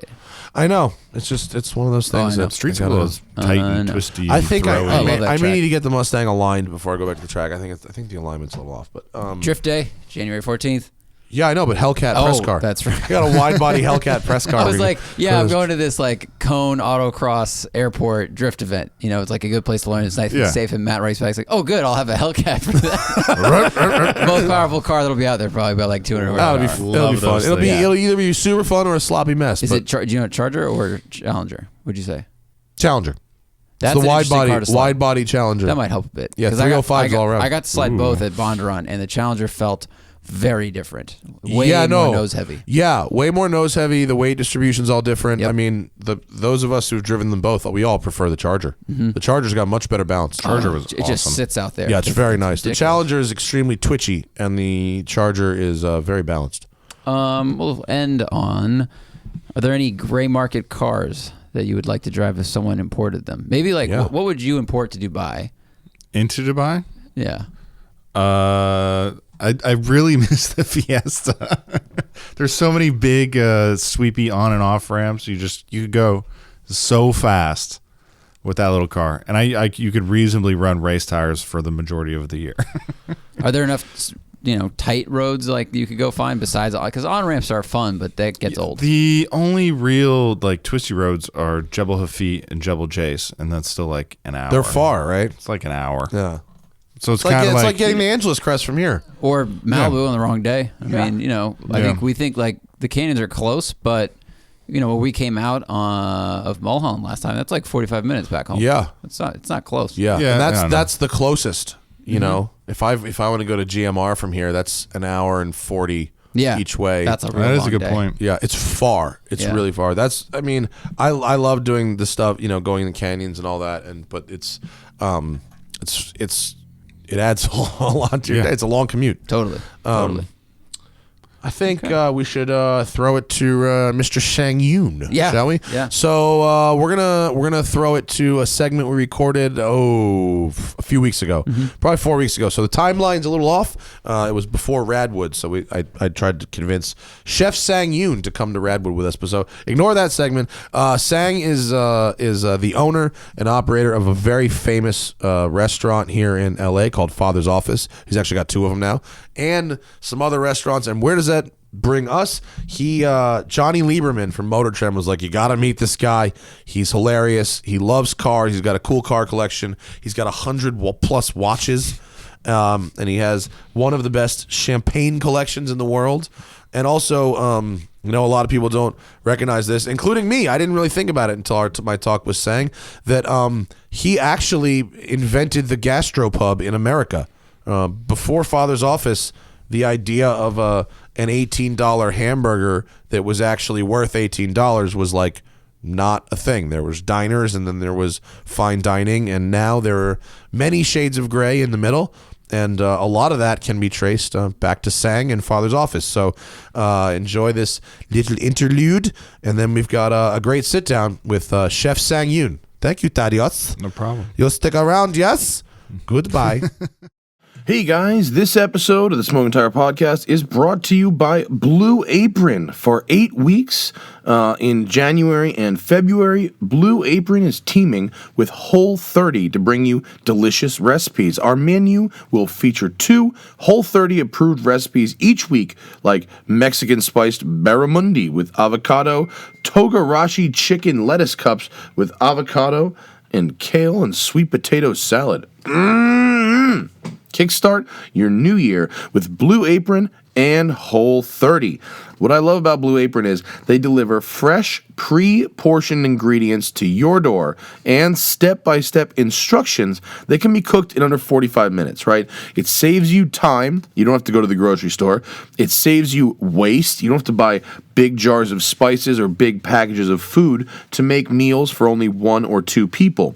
The menu changes every week based on what's in season and is designed by Blue Apron's in-house culinary team. Blue Apron offers 12 new recipes each week, and customers can pick 2, 3, or 4 recipes based on what best fits their schedule. Blue Apron sends only non-GMO ingredients and meat with no added hormones. Blue Apron is treating Smoking Tire listeners to a $30 off your first order coupon if you visit blueapron.com/tire. That's blueapron.com/tire. Check out this week's menu and get $30 off with free shipping at blueapron.com/tire. Blue Apron is a better way to cook. And now I want to talk about a new social network for car, truck, and motorcycle enthusiasts called Mechanican.com. That's Mechanican.com. I'm going to spell it for you. Mechan. Mechanican.com. Here's how it works. It's a new social network for car, truck, and motorcycle enthusiasts, and their goal is to include anyone who's interested in anything with an engine and merge all forums onto one social platform. It has the same functionality as many social networks, such as creating a profile, adding followers, creating or joining groups, and direct messaging, but 2 key features that really separate Mechanican.com from other social networks include the Garage and Projects features. Garage gives each person the opportunity to showcase anything they own with an engine. Throw anything you've got in the garage, and it will showcase what you love about the car by writing a description, posting photos and videos. The Projects section gives each person the opportunity to share with their followers and the public anything they're personally working on or having someone work on for them. If they want to create a build thread or show a set of installation instructions for how they install a supercharger on their Mustang, Projects allows them to create a project for this install and write out detailed information of how they perform the install, posting videos and photos to highlight exactly what they did. At Mechanican.com, it allows all gearheads to become teachers and students and for you to share and learn. Check out Mechanican.com if you love anything with engines. And the Smoking Tire Podcast is sponsored by Dillon Optics sunglasses. You know those awesome glasses I wear in the videos? Those are called Dillon Optics. And if you go to thesmokingtire.com, our regular homepage, click on the Partners tab. on the main menu there, and that Dillon banner will give you a special code. If you buy a pair of glasses, I will send you a free T-shirt for your trouble. These glasses really keep my eyes in good working order. I spend a lot of time out on the road driving and in the California sun, and these glasses they're functional. They happen to look cool, and I like that, but they really, really are highly functional, amazing eyewear. Lastly, keeping me going every morning, every day is Beeline Coffee. I don't know about you guys, but I am a coffee nerd. I like really high quality, expensive, not because it's expensive, just because it's delicious. Really the best quality beans out there. And Beeline Coffee takes your passion for cars and your passion for coffee and smashes them together. Normally that would be sort of silly, except Mr. Seinfeld has established it's not, people. Also, it's beyond silly. I mean, it's above being silly when the coffee is this delicious. The fact of the matter is this coffee is amazing tasting. They could put little kittens on the packaging, and I don't care. If it tastes like this, I'm with it. Beeline Coffee is super, super good. So there's new flavors all the time. Go to BeelineCoffee.com, and if you use code TST at checkout, I will give you 15% off your entire order at BeelineCoffee.com. Thank you for supporting the people who support the Smoking Tire, and now enjoy the show. Oh, we're back. What happened in real time was we just sold some real estate, made some money. What's happening? We're back. Mr. Sang Yoon is on the show. Chef, watch guy, car guy, booze guy, man about town. Welcome. How are you, sir? Thanks for having me. How are you? Johnny Lieberman says, like, this is someone you must hang out with. And holy shit, a pen exploded all over my hand, as I just learned.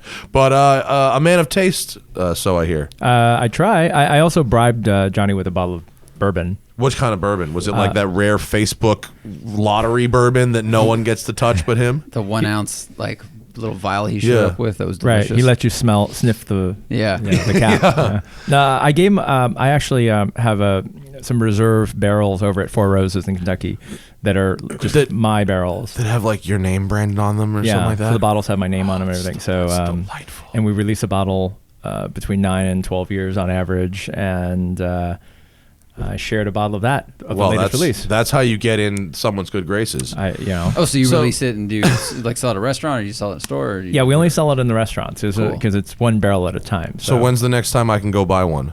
Well, you can't buy one. I can buy a shot of one, you mean? Correct. Behind the bar. Right. Can I go buy a shot of one now? Yes. All right. Yes. See, now, all right. Now we're getting somewhere. But if you get in my good graces, then it's free. I may just hand you a bottle. That's delightful. Let's back it up. Sang Yoon is the chef and owner of one of the most famous restaurants in Los Angeles, Father's Office. Right. I wasn't here when did you open it? Like early 2000s? Yeah, the first one, Santa Monica. It was my watering hole. It's been there since the 50s. And Yeah, like you went there as a patron. Yes, and then you were like, I must have this. Yes, and I used to ride by on my bicycle as a child. So whoa, That's amazing. I will own this place one day. Was it that, or did it fall under hard times and you saw an opportunity? No, I mean, I don't know if it ever saw good times, but it was. I think it opened to hard times. I think it was just like a dumpy, divey neighborhood beer bar that happened to have only craft beer before that was a thing. Back in the 80s and 90s. Yeah, it wasn't popular. So in the year 2000, I was chef at Michael's in Santa Monica, and I thought, This is not amateur hour either, by the way. For those not in that scene, that's some pretty high grade level cooking. Yeah, I was really kind of disenchanted with fine dining. I didn't want to. I call it best behavior dining. You have to get dressed, valet the car, behave properly, be quiet. Yeah, no, the kids have to put on the suit they hate, the itchy thing, the whole deal. Yeah, so I thought, I don't want to cook in this environment anymore. I thought I'd do something a little more casual.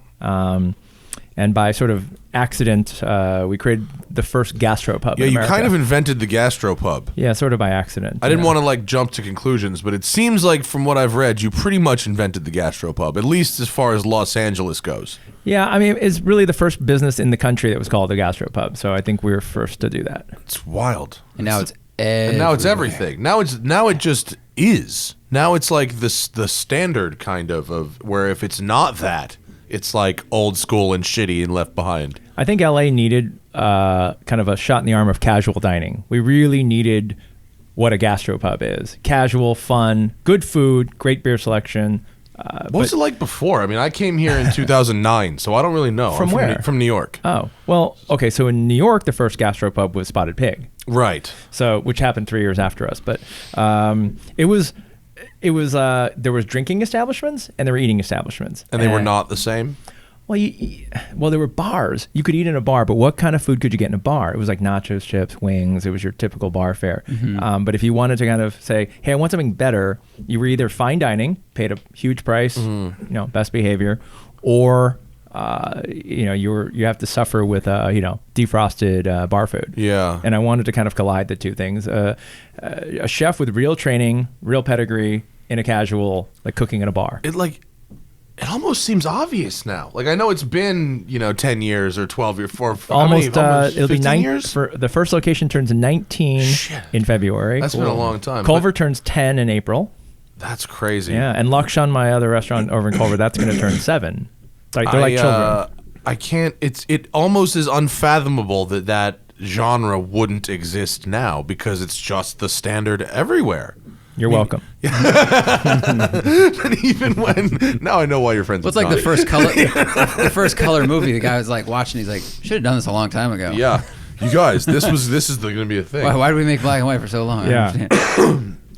So that how long did it take to be like for LA to understand what was happening there? Or did it happen very quickly? No, the burger, everyone knows about, was not an overnight success. I sold 20 of them on my first night, and I thought, wow, if this keeps up, we can maybe pay the bills. But like, there was no intention because, like I said, there was nothing like it at the time. So it took a minute. It took probably a year or two to like kind of get on people's radar and kind of understand.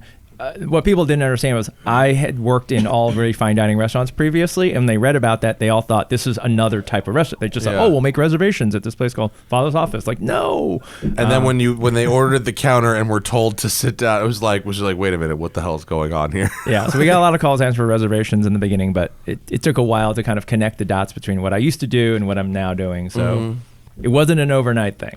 And now that you're on this side of the table, do you want to does it make you want to jump back to the dress up dining and to push the limits of what you could convince people to pay for? Well, in 2011, I opened Lakshan, my more fine dining restaurant, and that's more of a typical, higher end restaurant, with waiters and, you get a bill at the end. If you had to pick one though, what's your direction? Gosh. I mean, I guess you don't have to pick one. I don't know why I came up with some hypothetical. Right. But, Which child would you choose? They're both here. It's Sophie's choice. No, that's like picking cars. Yeah. Yeah. In LA, you can't have one car. You must have many cars in LA. Well, so many specific circumstances. You guys do. Yeah. Oh, do you have one? I've to suffer through one. 7. Yeah. Really? Say you guys. Fucking 7. 7. Do you? Let's hear your list. Sang, what do you got? You rolled up in a GLA 45, which is a fun little car. Just got it. I wanted a new daily driver. I wanted sort of I refer to it as my Vita Prep blender. It's a powerful, useful tool. It can puree, it can make a soup, it can make a sauce, it can make a milkshake. The Vitamix blender. The Vitamix blender is pretty awesome. But it's got some balls to it. Yeah. I prefer the GLA to the CLA. The GLA has more suspension travel, and you can treat it like a rally car and like mob bumps and curbs and stuff like that in it. It's pretty fun. But I'm going to lower it. Are you? Wah, wah. Sorry. I think you should turn into a monster truck. Okay, so you got a GLA 45. That's one. I have a couple of older Benzes, 89 560 SL, 107. Mine is like sweet. Yeah? Too nice to drive sweet? No. I had the whole interior redone, but it leaves the garage. I get offers for purchase literally every 89 day. 560 SL. Did you say one of 9? No. The 10. It's the 107. Oh, the 109. I thought I said 109. I think it's a 109. I was like, oh, what don't I know? Yeah. R109, right? R107. It's 107, I think. They're lovely though. They're fantastic. What color? White with a navy interior, navy top. It's delicious. And then I got sort of a weird stick up my ass, and I wanted a different Benz convertible. So I got a 124 94 E320. Guilty pleasure. Chris Harris has one, and he says it drives him he drives it twice a year, and he spends $10,000 on maintenance a year. And he said it costs him $5,000 every time he drives it. That's terrible. But I want one. Why? I don't know. Probably because he doesn't drive it the whole rest of the time. I bet if he drove it more, it'd be fine. It's like Veyron maintenance, right? Like Yeah. amounts. Those cars were like $90,000 in like '94. Yeah. they were super rare. I have the sticker. Was yours $90,000 in '94? It's $86,000. in 1994. Like that's It's crazy. built like a brick shithouse, though. Yeah. They don't build Benzes like that. Well, you saw my SL 500, which Yes. is of the kind of same era. Is that yours? Yeah. Holy shit. Yeah. How many miles? 57. Oh, okay. It's lovely. My E320 only has 29,000. That's fresh. Uh-huh. That's fresh. Black- Cars low miles like that of mine exist, but there's definitely a premium for them. Yeah. Yours is black. Black with a light tan interior. Nice. It's fab. That's a good one. Yes. I hope you drive that. That's a lovely car. I don't drive it as much as the SL. Okay, so we're now on 3. I have actually, this is a car I'd like to maybe not own anymore. So maybe I'd like, maybe if there's any buyers. Marketing, yeah. To where I really came on, so I can. So you could sell it? Sell a It car. wouldn't be the first time. I have the new one is sort of duplicative. I have a 2013 Mini GP. Okay. We had That's- one of those for a review. It was fun. Mine's heavily It was modified? effed with. Yeah. Oh, really? Yeah. What'd you do to it? Wheel suspension, more suspension work, intercooler, So you want to rattle your teeth out every time you drive it? And the rest of the parts in the car you don't use, you usually rattle apart. ECU, tune, all that nonsense. They're fun to drive, man. They're not cheap, though. No, and plus they're like what 40 new plus you probably like another 20 in it And stupid. stuff. Yes. Well, the good news is when you go to sell that, mini nerds are diehards. So Yeah. somebody will want that Someone car will want and it. somebody will pay you for it. They're It's really super fun. OCD. It's Really? got Alcantara the whole dash. Oh yeah. You really went. Wow. You Oh, really yeah. went Oh, you don't balls even out know. for this thing. You have no idea. That's cool. Oh. We got to find some pictures of it. Let me ask a Hit up question. Chef Sang Yoon on Instagram if you want How to. much get of down on your that. restaurant interior design are you involved in, and does that translate to cars? Are you? Oh yeah, very okay, much. Okay. Yeah. So Well, now it makes sense. I'm an architecture buff. I'm just a fastidious, fussy, piece of shit who likes to, You want to have every decision under the roof there? Yes, control enthusiast. That's actually a good. We should put that on a shirt. Yeah. Control Yeah. enthusiast. I So you like walked that. in here and you just immediately started analyzing and just No, yeah, not good. It's a rental. No, but I love details. I love, collecting watches. I'm really into like minute, tiny details. That's as detaily as it I gets. love like mechanical art. Yeah.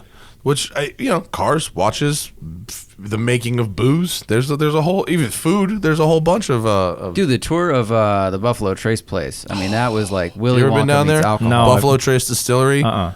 One of my favorite places in the world. The bet. smell. The smell, it smelled like maple syrup, but there's the chemistry set, the piping in there, and all these different what do they call like the tureens and the tanks and all these things and bubbling and the clear alcohol's over here and then the mash is over there, and it was just And an a lot of good amazing stuff to process. play You're with going down upstairs across like catwalks down a thing, and it all meanders, and then at the end it's like here's a barrel and then it goes on top of a building.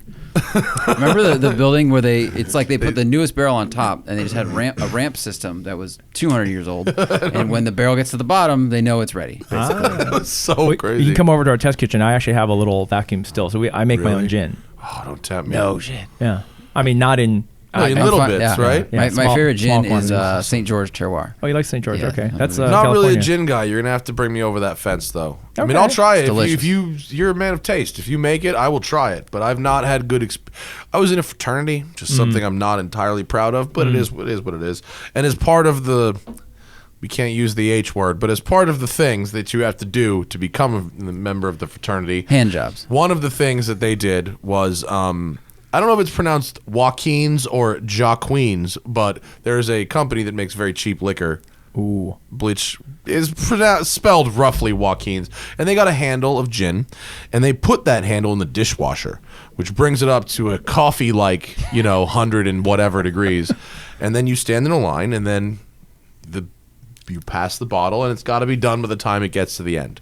So I had to chug roughly 10 ounces of hot gin. And ever since, it's been a bit of an issue. Well, that'll scar anyone. Wow, that's gross. Yeah, it was really, really bad. horrible. We didn't have to do any of the gay stuff, but we had to do a lot of really nasty drinking. It was Wow. really You're bad. 5 ounces in. You're like, can I just suck? Can I someone's just dick? suck a dick, please? Can I swallow a goldfish and suck a dick? This is worse I than- can't have any more gin. I don't know why you should be afraid of fraternities, not gin. That's a good point. I've made the wrong association. Your prejudices are misguided, I think, Mr. Farah. Fuck. Yeah. I hate it when they have a College age white guys should be like taboo to you. Oh, that's true. Well, they are. They're your biggest fan. Biggest fan. They are as well, but the government said that one. Oh my god! But you make your own gin. What do you do to make? What's the? Is it potatoes? What's the one? What's in gin? Well, gin is like vodka but flavored, so you can make gin out of anything you can make alcohol out of. Oh, so it could okay. be a potato, it could be old newspapers, it could be Have you tried that? Old newspapers? wheat, anything that vodka can be made, anything you can distill Mm-hmm. can be turned into. Gin is just simply the clear alcohol with the botanical flavorings added. So Oh, I didn't know think that of at gin all. as flavored vodka. I did not. That's all it is. I've never made that kind of association at all. Because there's a base spirit, and then gin Yeah. has to be distilled again. Oh. Whereas vodka can be or doesn't have to be distilled. How many again. times do you distill gin? Is it just once? It depends how many times you distill the base spirit, but to add the flavor, you only do it one more time. Oh, that's it. So like some vodkas, like they distill it 2, 3, 4 times, however many times, and then you do it one more time to add the flavor. Oh, I didn't realize this That's at all. gin, They yeah. distill the flavor into it. Correct. Oh, I didn't know that. So cold. what is the flavor usually? It's herbs. It's citrus zest. Every London dry style gin, they use a lot of juniper. That's why it tastes kind of like a spruce. And, yeah. So every Yeah, pine is what I was going to say. like Pine yeah. needles is the Yeah, flavor I was thinking of. Hendrix uses like cucumber and rose petals are famous for. Yeah, so you can literally put anything in It's there. like Yeah, it's the interesting. perfume of booze. Yeah, you can put anything. That's why like I make my own because I choose my own And botanical. you just rotate it out, whatever yeah. you're feeling. I put mustard seeds in it, saffron. Reese's peanut butter cups. Would that work? No, I'm off base. I should stick with this you job. are, I'm fine. You're off base. Yeah. Yeah. So how'd you start cooking? Just family back in the day, or what was it? Okay. So when I was a little kid, I was really interested in chemistry, and I thought I wanted to be a chemist, but I was also kind of artistic as a kid. So not autistic, artistic, but I kind of wanted to merge my kind of like itch, kind of like scratch both itches, like the science and the art. Mm-hmm. And as a little kid, my parents travel a lot, and they took us out to a lot of restaurants around the world. So I was very privileged. I got to eat in really nice restaurants, and I really enjoyed the experience of being doted on. And so I thought, this is interesting. And being from, Korean immigrant parents, they really wanted me to be a doctor, a lawyer, something safe. Yeah. So I told them I want to be a cook, and that really Yeah, it was went over well, Yeah, I no, bet. that wasn't too good. Yeah. So How about now? Your parents around? yeah, They about it now? Yeah, they're. I mean, it's like that reluctant, proud. Like, yeah, I'm really Yeah. proud of you. Yeah, You should probably still have some kind of fallback. Yeah. It's not too late Yeah. to go to law yeah, school, it's right? like, yeah, you didn't throw out those applications, did you? If you were a lawyer, you'd probably only have 3 cars, not 7.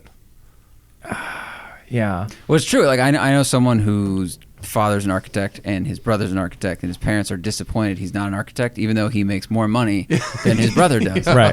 It's just like, oh yeah, nice. What did he nice do? try. He's Mark Zuckerberg. His parents are like, Right. you could have been a But you can't draw a house for shit, can you, Mark? It's Woody Allen says his mom wanted him to be a pharmacist, Yeah. and she's still pissed off that he's not. Well, he might end up back there eventually. She The mad about people that, or keep she mad about talking something else? Jesus. Pharmacist. Trying to think. I haven't disappointed anybody yet. Not career wise. My parents didn't want me to be anything. They always said I could do whatever I wanted. It was lovely. I guess that's what white privilege is, huh? Is that You what can it really be is? anything you want, and then that can actually happen. And it That's worked how out, that yeah. works And you didn't get arrested at I all. haven't been to jail yet. Yeah. Not I was supposed to be a dry cleaner or of a liquor store, Right. or bodega. Or, Hey, you know. you still slang liquor. I and do. delicious yeah. snacks. That's true.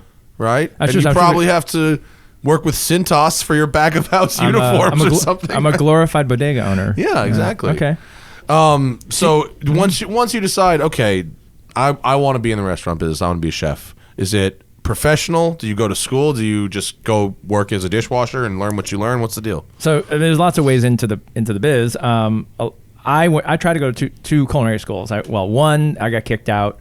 I was kind of a dick. This is really when I was 17, and then I got Forgiven. I got taken to another culinary school. Also, didn't make it there. So, it was kind of brought to my attention that traditional culinary school education isn't for me. I'm a little too, not cut out for this. So, I apprenticed. I moved to France and worked under. I worked for Joel Robuchon at the time. Not a small name. No, and at the time his restaurant Jaman was arguably the best restaurant in the world. It's the hardest reservation, it's the most expensive restaurant, and there was a waiting list of literally hundreds of people who would go work for him for free, and I had to wait and wait and wait. Yeah. So wait, did you go to France and then get on this list and twiddle your thumbs until you could get in there and slave? Yeah, so what happened was I had letters of recommendation. I thought I'd just walk in and I'd be like instantly, well, you're the new sous chef. No. We've been waiting for you. No, I had to actually bide some time, wait in Italy for 9 months. No way. Yeah. So... Like, you hang out in that other country, and we'll call you. Well, I had no place. even allowed I had in the no place country. to stay, but our family had some friends who owned a farm of all things in this rural part of on the east coast of Italy, and I ended up waiting almost 9 months. That's crazy. Until I would call every 2 weeks. They'd say 2 weeks, 2 weeks, and That's then 9 months crazy. later, got on the train, moved to Paris. So it seems like not a bad place to hang out, but that's of course, speaking from this side. But while you were there, were you like honing your skills or learning about the area and food and the things that grow there, or were you just sitting there like by the phone? Yes, I was deep into my lightsaber training. And several bottles of Tuscan wine. Shit. Well, I lived on a farm, so I actually got to learn sort of inadvertently how to practice very ancient cooking techniques, like cooking risotto in what would be, you would look at it's a cast iron pot with a handle, and you hung it on a rack above a wood fire outside, and the way you control the fire is by kicking dirt on the fire, and there's no knob, which is why the tradition is you have to stir risotto, because you can't just, I was like, why can't you take the pot off the heat? And you're like, well, Yeah. so I heavy learned things like that living in rural Italy. So I was kind of inadvertently continuing my culinary education, just not under a chef or not in a fancy kitchen. You're getting spoiled really by cool. the best produce on the planet, probably. Yeah. But it was nice. It was fun. I learned how to, butcher rabbit. You learn really basic things living on a farm. I had to kill a few animals. Yeah, that's a tough hurdle when you got to kill something by hand. Yeah. That's a tough one to get over. Yeah. I You just don't recently shot something, and I don't feel good about it. Didn't you shoot like 49 more of them? Shot a lot of quail. Shot like 80 quail in 3 days. Didn't feel good about the first one. The other 75 or so were good. Collateral damage. No, but when you're slicing a rabbit's throat or some horrible shit like that, that's gnarly, right? Yeah, and they are cute. So Yeah. That's how it's tough. It's fucking cute. Yeah. So, what is it like to work at the best restaurant in the world with the most expensive meals and the hardest to get reservations? Well, in France, it's tough. It's like You speak French? I speak kitchen French, so I could say the most horrific Yeah. things to you. I could insult the shit out of you, and I can hit on girls. Yeah. That's it. That's all I've learned. It's rough. It's like joining a fraternity. Where the hazing never stops. It's from minute one. You're just it's pretty bad. You could write a book just on that 2-year period where I've seen. I'm pretty sure Anthony Bourdain did that. Yeah, I think that's his experiences were, I think, tainted from lots of intoxicants, but heroin, I believe. Yeah. I think it was heroin. A lot of heroin. Ask your doctor about heroin. They straight up beat the shit out of you, which is, kind of was par for the course then. Wow. That's what Does you're signing it up not for. matter how nice the restaurant is? The degenerates are still the same in the back of the house. They're worse. Really? Yeah. Because Yeah. they've earned the right to be that degenerate. Yeah. Now cooks are still to this day. They're cut from the same cloth. Yeah. We're all It's like a mad artistry, or I don't know. a lot of no, but a lot. Why do you of- think that is? I A guess? lot of kids. Speaking of white privilege, a lot of kids go to culinary school because now they think it's sexy. Now chefs are on TV. TV chefs. They're famous now. They have 7 cars. So they want to be chefs now. Like rich kids want to be chefs. Back when I started, it was like this is what you ended up. It was like prison or go cook. Yeah. Yeah, and it drew a lot of like shitheads who were into a lot of bad shit, and they happen to be cooking your food, and that still exists. But now you have. Can any of the rich white kids cook? Or can any of them hang in a restaurant environment? Forget cooking. Well, this is the true testament of where the industry's become is like young Asian immigrant kids with high parents with tremendous expectations of you are letting their kids go to culinary school. Yeah. I'm like, that's fucking crazy. All of a sudden, they're not offering. It's not the. I've seen little Korean kids come up to me and they say, I wanted to go to culinary school because you. I was possible. like, that's fucked up. Don't put that on me. I get a lot of that too. I get a lot of the I bought this car because you said it was great and great. This car's gonna fuck up. It's gonna be my fault. I bought a car because of Dan Neal once. Did you? Yeah, What a car? review. So stupid. No, it's okay. It was a Fit. a Honda Fit. Yeah, It's a nice car. yeah. And A Honda Fit is a great little car. I had it for 3 years. I drove it 3,000 miles, That's not Why? you're using it and wrong. I sold it for literally I'm not joking, $300 less than I paid for it new. It did not devalue. It makes Wow. sense. I bet you could get great money for a 3-year-old Honda Fit with no miles on it. It was new. Yeah. Yeah. Why didn't you go anywhere? He has 6 better cars. than us. Did you buy it while having 6 other cars? No, I think back then I had 4, but still, it was Okay. Yeah.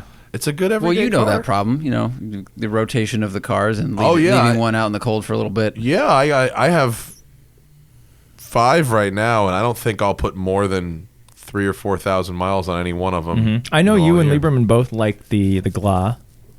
I did like the Gla. You guys are. I'm a fan of the Gla. I don't know how much. If you buy one with your own money, I don't know, but I would not, but not because I don't think it's a good car. I just don't think that you look cool enough in it. for that much money, because that's not a cheap car. I got a smoking deal. Did you get a smoking deal? Smoking tire deal. Well, my only experience was with our segues are press way car. Our press car had the canards and shit on it. It was mine has that. $66,000 or something. Yeah, it's 70K less. Is it really? Yeah. see. Yeah. No, but I got it for 46. Oh, New. well, there you go. Now New. we're in a completely different ball game. At Yeah. 46, that's better than my Focus RS. Okay, so I looked at that car and it was Golf R. I lined up the usual suspects. Yes, and you went with, fuck, if I knew they were offering 25 off, you win. You definitely win. I got a 16 with 100 miles on it What, at a dealership. what, why was it just left over and sitting around? Yeah, it was left over to dealership in Bakersfield. Unbelievable. I'm not joking. What a good, I hear about Makes these sense. deals all the time. I never get them, but that is amazing. Congratulations. So far, so good. That's legit. Now I'm gonna go spend the money I saved on HREs and. We just discussed this on the last show. We just discussed it because Spinelli was in here talking about the new Ferrari GTC4 Lusso, which you can get with the twin turbo 8 or with the V12, right? Okay. The twin turbo 8's $40,000 cheaper, and his hypothesis was you'd save $40,000 only to spend it on other stuff to option it back up to Right. where it was, Right. which is what you are about to do with your GLA. Yeah, it will. You getting HREs? Yeah. Which ones are you looking at? Satin bronze. Which model? Which model, do you I'm know? only gonna get the flow form, the cast ones. I don't Oh, want to yeah. spend the big money. I had the FF01s I have on my FF04. Corvette, and they're great. Yeah. They're very nice wheels. But the E63 wagon is arriving in next month. Look at you with your heroin. Yes. You and your German heroin. Yes. No, but That's a good choice. that's top. So I Good built choice. that one from scratch, and yeah, What color? it's black. Are you all black? Are you an all blacker? No. I go through phases. Sometimes I had 4 or 5 black cars, and then I had 4 or 5 white cars, and then now I'm all over the place. I'm on a blue kick at the moment. But Yeah, I'm blue's not, so popular really. now. Well, I've wanted to paint 2 cars blue and bailed on both of them. My Focus RS is blue, and I feel like I'm in a blue phase, but the more I think about it, the more I think maybe I'm not. No, you have one blue car. A blue car. Color is good though. I like vibrant colors. I'm a fan. I think when you drive around today, it's like Everything's white, gray, carbon black. gray. I think Mercedes offers 7 or 8 grays right now. I know shades are great. Depressing. Literally. I have a white C63. Are you all Mercedes? No, I am not. I'm Mercedes heavy right You are now. very Mercedes I heavy. know. You got some good ones. Wasn't by intention, but I have a 2014 C63. Oh, the NA one. Huh? The NA one, or is that the twin turbo? Is the first year of the turbo motor? No, it's That's not NA. It's the NA one, Yeah, the yeah, 6.3. yeah. Yeah. That's a real Yeah. fun, They're noisy great. car. Yeah, Ram. I bought one that had 40 miles on it. Where do you find these cars that don't have miles on them? It was at the dealer. A lady, Bakersfield? Here in Brentwood, a lady bought it, drove it from Santa Monica to Brentwood, and then and bailed and said I don't want it. Brought it back. You think they gave her back her money? No, they did not, did they? No. She took like a $20,000. That drive home cost her $1,000 a mile. Easy, $1,000 a mile. That's great. I wonder if she went up to like a GLK or something because she's like, I don't know if I want this noisy thing. But that's a great car. Fuck, you man, these people just. Can you imagine getting in a C63 and going, nope, not at all? I don't imagine that at all. They'd be like, this is great. But I can imagine adults I know absolutely doing that. It's so loud. Like, I mean, it's really loud. Yeah, but what did it do that you didn't know it was going to do on the way home? Where was the surprise in that? Like, oh shit. Wait, you mean it's fast? No, this isn't going to work at all. Oh, no. This is going right back. Wow, you're Mercedes heavy. That's cool. Right now I am, choices, yeah. though. That's cool. 911 Turbo S. Oh, it keeps going better, yeah. Yeah. A man of Still taste have that. indeed. What year? How old? 2014. Oh, a 991. 991, yeah. Fast. Yeah. Ooh. So a friend of mine had a 991, same generation in East Coast, and he had to sell the car, but he had tuned the shit out of it, and his was doing like 700 something plus at the wheels, and he took all the parts off and sent them to me and said, nice. do you want these parts? Perfect. Because it'll turn your thing into my thing. And I'm like, I don't know. Now I'm afraid. Who made the parts? I don't know. It's just I haven't even opened the boxes yet. Oh, you should take a look. It's like a $7,000 exhaust system. Yeah. Or no, I think it's like more maybe. I mean, don't you know. can get, with a 991 Turbo S, you can get 700 of the wheels with intake, exhaust, intercooler, and a tune. That's all you need. Yeah. So if those parts are from a reputable manufacturer, you would have no problem at all running I think they're those from in there. Pep Boys. Yeah. Yeah. 100%. Put them on. Yeah. Put them right on. I mean, Nap I prefer out. the Pep Boys O'Reilly built an umlaut. intercoolers, but I drove a Top Speed Motorsports, had a 700 horsepower 991 Turbo S, and it was a missile. Okay, so I don't think this car needs to be faster. That's Right, my I was point. just going to ask. It do you, doesn't, like, but it can. Well, what kind of driving do you do? I mean, are you a go out rip canyons track person, or you just like the cars for the cars? I mean, in my fantasy life, in my perfect world, I'd be half you, not look like you, but half you. And most people say that. Yeah. Most people are like, I want your job, but I don't want to look Sang like you. came in swinging. He hasn't stopped, by the You're way. like, can I have your job and Zach's face? Good combo. Yeah. What was the other person? You'd be me and two Oh else. no, And you. I like but I would love to have more time to drive. Yeah. And why I bought that Mini is like, you know what I'm gonna do? I'm gonna fucking fuck up Latigo. And, Yeah. just That's a good car for that. yeah. But when the last time I literally been to when's the last time Having a job sucks. I know, and it's gonna soon to be 6 restaurants. I just don't have any time. Do you enjoy cooking still?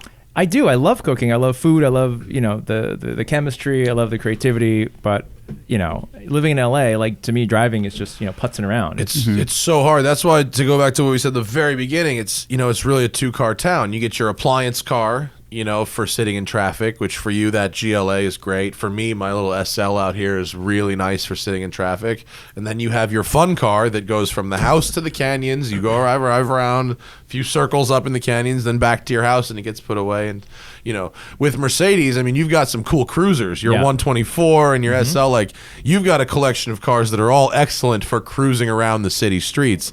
I have a collection of cars that are great for the canyons, and then one city car. So you probably have had the smarter collection. I just took the SL to Palm Desert over Thanksgiving. Probably nice. Yeah. How's the restaurant scene out there right now? It's like super like retiree scene. Yeah. It's like you guys, but like in 40 years. That'll be fun. Fuck it. That's what I was at Thanksgiving too. Yeah. go to A the lot desert. of men with plastic surgery. Yeah. A lot of men. That's with how men I would with describe plastic it. surgery. And the most predominant car there is the SL. That makes There a are lot of so sense. like all these little used car dealers. It's like a lot full of They're like full of like 05 to 09 SLs like everywhere. yes with very low miles. Yeah. Yeah. I had a weird car experience there. I was walking into the house we rented. My extended family went out there, and a 30 Ford is backing out of this guy's like gated driveway, and it's got pinstriping on it. It's brown. It's got like moon eyes steelies, and I grew up around hot rods, and I wait for him to get out, and I was like, dude, that thing's sweet. And the guy he's like 85. He gets out real slow, and he just goes, My wife bought it for me. I was like, what? What kind of weird, 50th anniversary gift is this? And I was like, oh, it's very cool. And he's like, yeah, but it's a Ford. It's got a Chevy engine in it. And he just like looked annoyed that it had like. He looked the wrong annoyed parts. that it existed. And you're like, it's your car. It's what your are you car. even doing? And then the engine works now. And he was just like, and he went for a cruise. But it was a sweet thing to see out there. Yeah, it's an interesting car market. A lot of old Rollses and Bentleys for sale. Corniche capital of the world. Yeah, I saw a baby blue Lincoln Continental drop top too, just cruising around. There's a couple like classic cruiser muscle cars. A guy the other day in Malibu, I get this lunch at this place in Malibu. I call it Bill's, but it's Malibu Kitchen and Gourmet. Plug, great tuna. And this dude rolls up in a Corniche coupe, which I don't know if I've ever seen one in person. Not convertible. Not a convertible. Full fixed roof Corniche coupe. Never seen one. And it was painted, I shit you not, matte black. It's kind of fucking cool, actually. It was sort of neat. I mean, I don't want it, but it was sort of neat. I think there's some car. And by the way, I don't personally like aesthetically that I don't. I had one matte black car, and like I don't like to admit it, but I did, and I fucking hate it. We forgive you. I hate. Did you hate how it looked? You hated taking care of it. No, I just hate it. I hate that I did it. I succumbed. All right, well, we can have it like I once owned an Affliction shirt. I'm ashamed. Wow. But it's true. I owned a single Affliction shirt once. Did you have a Von Dutch hat? I never went there. I never went there. What? I mean, Matte Black was okay for a while. It was very like 05 Yeah. to me. Yeah. And now when I see them, I'm very upset by the whole. You know what's really sad looking? Like a leftover, like tired matte black. Yeah. Like some like 05 CLS 55 that was matte blacked out and just like has been left in the sun and it looks super sad. Yesterday I saw on the road a I think it was wrapped, but a matte black Nissan Altima. Oh yeah. With a fart can on it, like, and then you're just like, Fresh. why would you bother doing this? Jack Baruth has a really interesting. It's an article, but he brings it up often that Nissan has more subprime buyers than any other brand, and like if you see someone that is irresponsible with their car, whether that means driving like an asshole, their car is filthy, it's not maintained, whatever it is, like odds are it's an Altima. It's just like they have a lower, class of customer. It's like I want a Civic, but I like Four Loko. They'll lend money to anyone. It's just it was ugly. That too. Matte black on Altima. I go, that makes it even worse. Yeah. Now my eyes are drawn to it. Yeah, It well, does look good that's shape. the drawing attention to. Otherwise, it's just a car. Right, you don't even think Yeah, about it. all right, Ultima, whatever. But it's a now it's like, terrible- wow, you've done a number You spent there. money on it. Exactly. the other spend money one is the fake badging, which you only really see in America or Mexico, where people will fake up badge their car. Oh, It yeah, happens yeah. all the time. Oh, okay. I recently saw someone made an M7. Ooh. Like it was brand new, a new 7 Series, and Right. someone made an M7 badge. Right. It's the prototype. Yeah, and the only people who notice that badge are the people who know it's fucking fake. Yeah, No I mean, one's- no one knows that. Yeah. Yeah, no, it's retarded. It's Yeah. stupid. There's a market for those. It's eBay. You buy any know. badge for any car. I know. I just bought a fake Biggie Smalls Jesus medallion for Radwood. Are you coming to Radwood? Do you know about Radwood? Uh-uh. This coming Saturday, Okay. December 2nd, in Anaheim. It's a car show for 80s and 90s cars. Oh, shut up. That's what Really? I'm saying. During you the need day? assistance to bring the cars. Yeah, during the day. And it doesn't start till like 11 too. it starts it's at not 11, like a yeah. 6 a.m. thing. Which Do you is want me to kinda bring nice. lunch? There's like like a hundreds lot of of cars people. going to this. It's not a small yes. thing. But like, thanks. You can. You totally can. definitely It's going to can. be a scene. They're going to have like flatland BMX going on and like Yeah. hip hop dancing. It's going Yeah, to be. it's period Quite a costume, thing. period dress. Seriously? Yeah, Yeah. That's why I got the Jesus piece for Biggie. Yeah, 'cause You bought a I'm- cashmere jumpsuit, didn't you? No, I bought the authentic Biggie Coogee sweater, like the real Coogee sweater. I have to look that up. I don't Oh, even know what that Timmy, is. pull it up. Biggie Smalls sweat. Just Google Biggie Smalls sweater. I'm going to have to dust off my Lecoq Sportif. Oh, you definitely are. Pull You should out. come, man. It's gonna be pull rad. out all the gonna be Adidas great. tearaway pants. There's that. That's the sweater. Oh, yeah. okay. And get the picture of actual Biggie wearing it. Go back. That's a bullshit knockoff sweater. The picture of Biggie wearing it one down. That's it. Yeah. So I have all the makings of this outfit. What are you going to drive? Well, I'm bringing 4 cars. My SL, okay. I have an 87 Carrera, I have an 88 Mustang, and we might have a 96 Lexus LS400 with almost Fox body. Yeah. Oh, okay. But that outfit, that's a Coogee sweater. There's the Jesus piece medallion and the Versace sunglasses. The real Versace sunglasses are $1,700, but I got some knockoffs, and they look dope. I do have the real sweater. The real sweater was tough to find. And I'm going to resell it. Who or makes something. that sweater? Coogee. It's a Coogee. company in Australia. Did you get the chain at the same place Nino got his grill? The chain I got on eBay. Oh, okay. That is going to be a hilarious costume. It's going to be a But fun show, You though. got to come out. They had their for that. first one, 6 months ago in San Francisco, and Yeah. it was a big hit. And then Yeah. Jalopnik helped them promote and set up this one down Okay. here. Do you have special access? I'm Matt Farah. Yeah. Man, fuck If you want to roll with the crew, we can get you out there. If you're coming, if you want to come on just Saturday. wait till you need a reservation at a restaurant. Fortunately, your restaurants don't take them. Is it true? They do. lock Is it true? You were recently engaged? Yeah, last week. Holy shit! Yeah, it's Mazel, real. Mazel tov. L'chaim. It's all good. I'm excited. It's very fun. Very nice. I feel different actually. She'll probably want to go out on dates and She already does. go out on restaurants, and you probably want to go. She'll probably want to go somewhere exclusive Are you gonna blacklist me? where you'll If need I- special access. Where I'm Matt Fair is not going to do shit. Do you have a chef's table in any of your restaurants where we can eat in the kitchen? No. Well, you can. You just You got to bring him to Radwood. What are your thoughts on chef's tables in the kitchen? I don't know. It's like wanting to sit in the engine room. It's like if you're on a cruise, you want to sit in where the motor is, or do you want I to? don't know. I got a bunch of bridge, friends or- that would love to see hang out in the engine room of a cruise ship. Yeah. for a little bit. It probably depends on the customer and the chef. Like if you enjoy engaging with a particular customer and having a conversation, then it's like, oh, this is a great experience I can share with somebody. But you might get a customer that just has money and then they're like in the way or I don't know, odd in some way.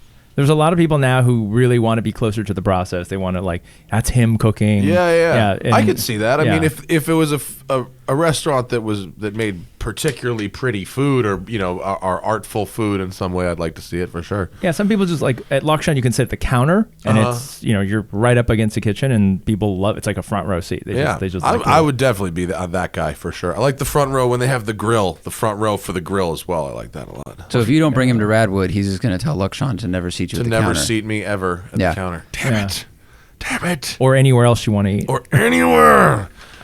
What's your favorite thing to cook? Oatmeal. Fuck off. No. Okay. Really? Yeah. No, what is it about oatmeal? Because that's what I make for breakfast most mornings.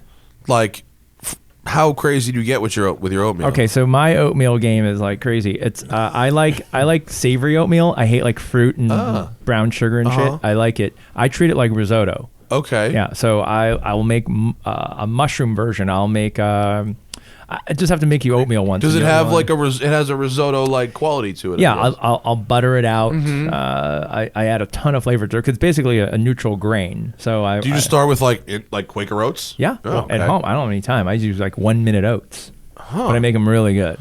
So could you put like proteins in there too, or Absolutely. just vegetables? No, anything you want.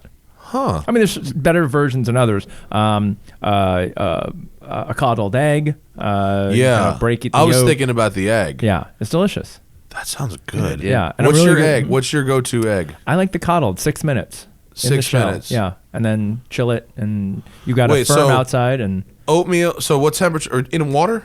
Boiling, or what are we doing here? the egg. Yeah, the egg. Yeah, 6 minutes in boiling 6 water. minutes in boiling water. Then ice it. Uh-huh. Then peel it. Then you have basically a set white, Uh-huh. and then the yolk is still running. Oh, okay, cool. I gotcha.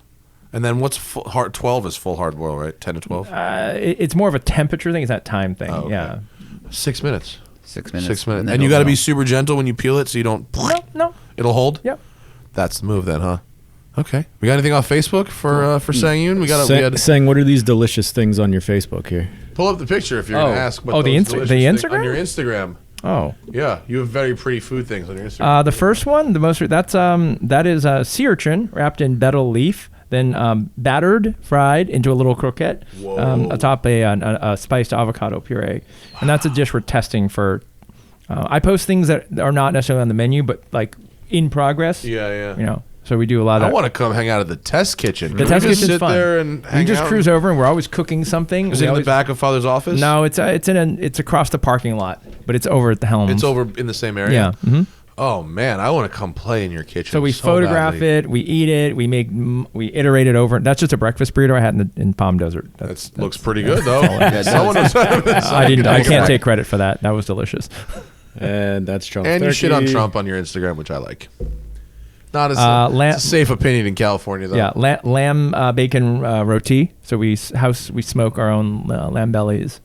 It's sort of like a Malay. It's actually a lamb bacon. Huh? Yeah, no, we make that, and it's a roti bread, so it's like a Malaysian flatbread, very crispy, almost croissant-like. Oh, what does lamb That bacon taste sounds like? and looks amazing. Tastes awesome. Is it really? Yeah, it tastes like. I just recently tried beef bacon, and I didn't love it. I thought Yeah. I was gonna love it, and then I didn't love Yeah, it. it's not.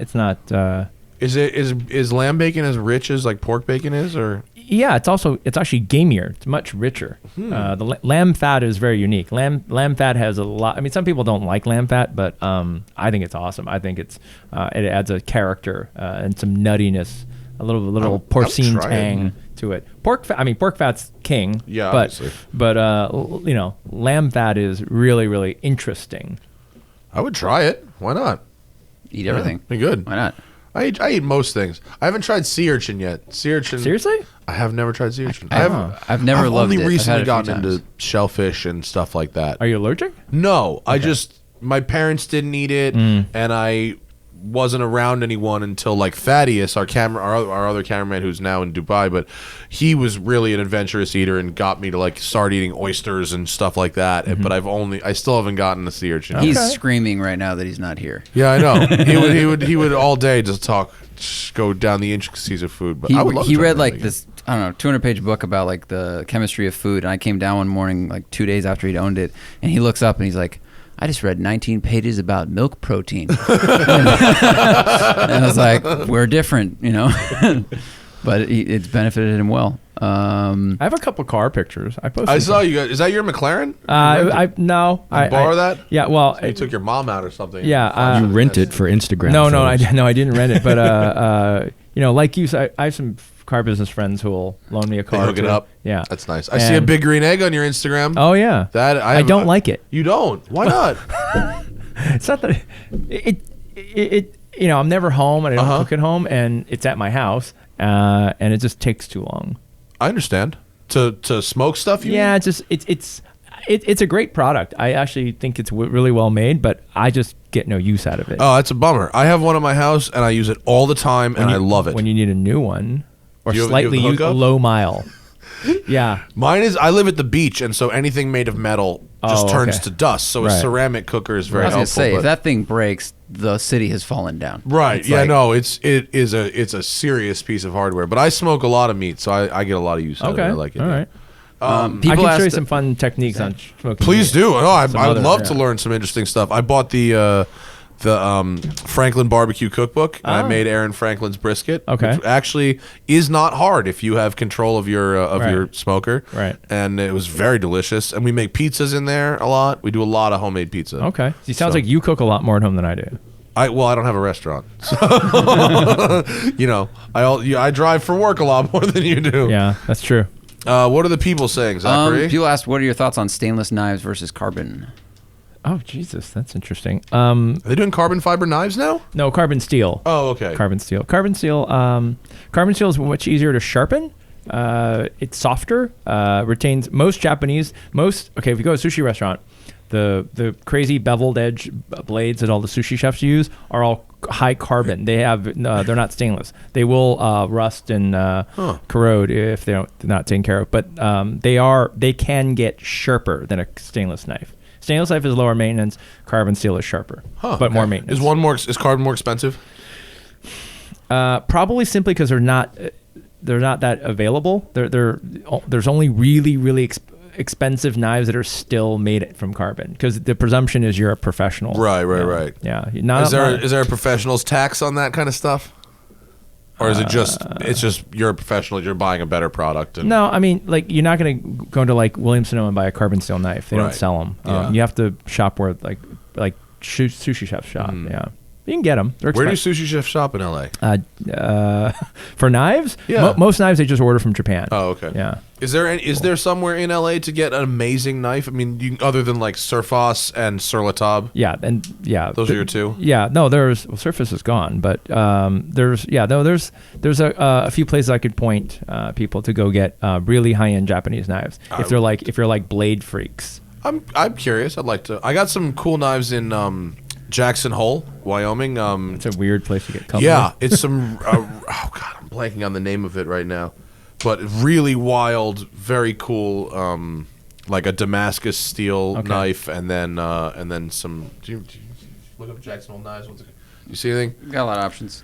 I'll look through I for a don't second. remember. I can't. Whatever. But what else we got? New West Knife Works. That was it. Oh. That's it. New West Knife Works. Cool. So I play ice hockey, so I now sharpen my own skates. I got a skate You got sharpener. a skate sharpener? Yeah, for the house. But I'm obsessive about knife sharpness. So then, now that I've taken over sharpening my own skates, I find that I'm equally obsessed with my skate Sharpening your own Yeah, knife. because now it's in my hands. I don't So just what take is your sense. sharpening tool of choice? I got this crazy computerized sharpener. It looks like a cross between a printer and a toaster oven. What's it called? It's called Sparks. Oh, SPARKS. they make They Sparks? make a lot of equipment for see a sharpening and picture of waxing that, skis too. and stuff too. Oh, they do? Yeah, I For think sharpening so. skis? Yeah, we're talking about skate sharpening or knife Skate. sharpening. Yeah, I've just seen it at ski shops. It's Sparks is the company that makes okay. belt sharpeners for edges and stuff. Oh, well, anyways, I bought this product and it's pretty badass, and That's awesome. Oh, there's a skate one. that's it. That's it right there? Yeah. So that can sharpen skates and knives. No, That's just skates. Yeah. I mean, what is That's so awesome. Is that the kind of thing like a skate shop would have in, or is that a home version? No, of that? That's like this is a very new product that's on the market, and I think they have like a Kickstarter. That's to launch, hilarious. but it actually works. Yeah? Yeah, and I'm obsessed with it. I'm like that. I'm like the witch from the Bugs Bunny cartoons where she's like grinding the axe on the end. Yeah. It's like, Yes. Yes. Asian guy from Santa Monica playing ice hockey to the level where you're sharpening your own skates. That doesn't add up. How does that math add up? I don't add up. Where did you start playing ice hockey? Here, but then when I was growing up, everyone just played like baseball or something, Little League or whatever. So I used to go to hockey camp in Canada. Wow. Like summer camp, and I got pretty good. I played goalie. I played club hockey in college at Boston University. Oh, So really? I got decent at. And was there any high school hockey offered here at all? No, which is why I played camps, and I played in a league in Culver City, oddly. Oh, really? Yeah. In that rink that's not there anymore? Yeah, No, so that's I sad. grew up playing. Yeah. You were the first hockey player that I have met who was from California. I've never even. I had never heard of lacrosse till I went to college in Colorado. I didn't know it existed at all, and it was but the East Coast and in the middle. It's huge. Played lacrosse in high school. What else we got? What's a simple way to make a burger better than adding cheese or an egg? Salt More of it? Next question. and fat. Salt and fat. Salt and fat. Yeah. What is your meat choice? Chuck. Yeah? Yeah. 80-20? 70-30? Yeah, 80. You go more than 20, it just melts out. It doesn't. There's no benefit because you're losing it. You're flat top, right? Not grill? No, grill. You're grill. Yeah. Oh. See, different schools, huh? Different schools, I It's like guess. Freud, Jung, Yeah. griddle. I like a flat top. I like a grill. I like it all. I like char. I like direct heat. I Oh, okay. I want fire touching my meat. Okay. Fair. That's weird. Makes Totally sense. fair. Yeah. Mhm. Hey, man, you got the best burger in L.A. the last couple of years. I don't know what the fuck I'm talking about. I just got a big green egg at home. How would you pair a meal with Matt's cars? With my cars. We had a couple of people that did the same question, so I'm asking. It was Yeah. like, what meal would fit with the Mustang, or what meal would fit with the SL? It's interesting. In LA, we drive literally everywhere, and when we drive to eat, I often think,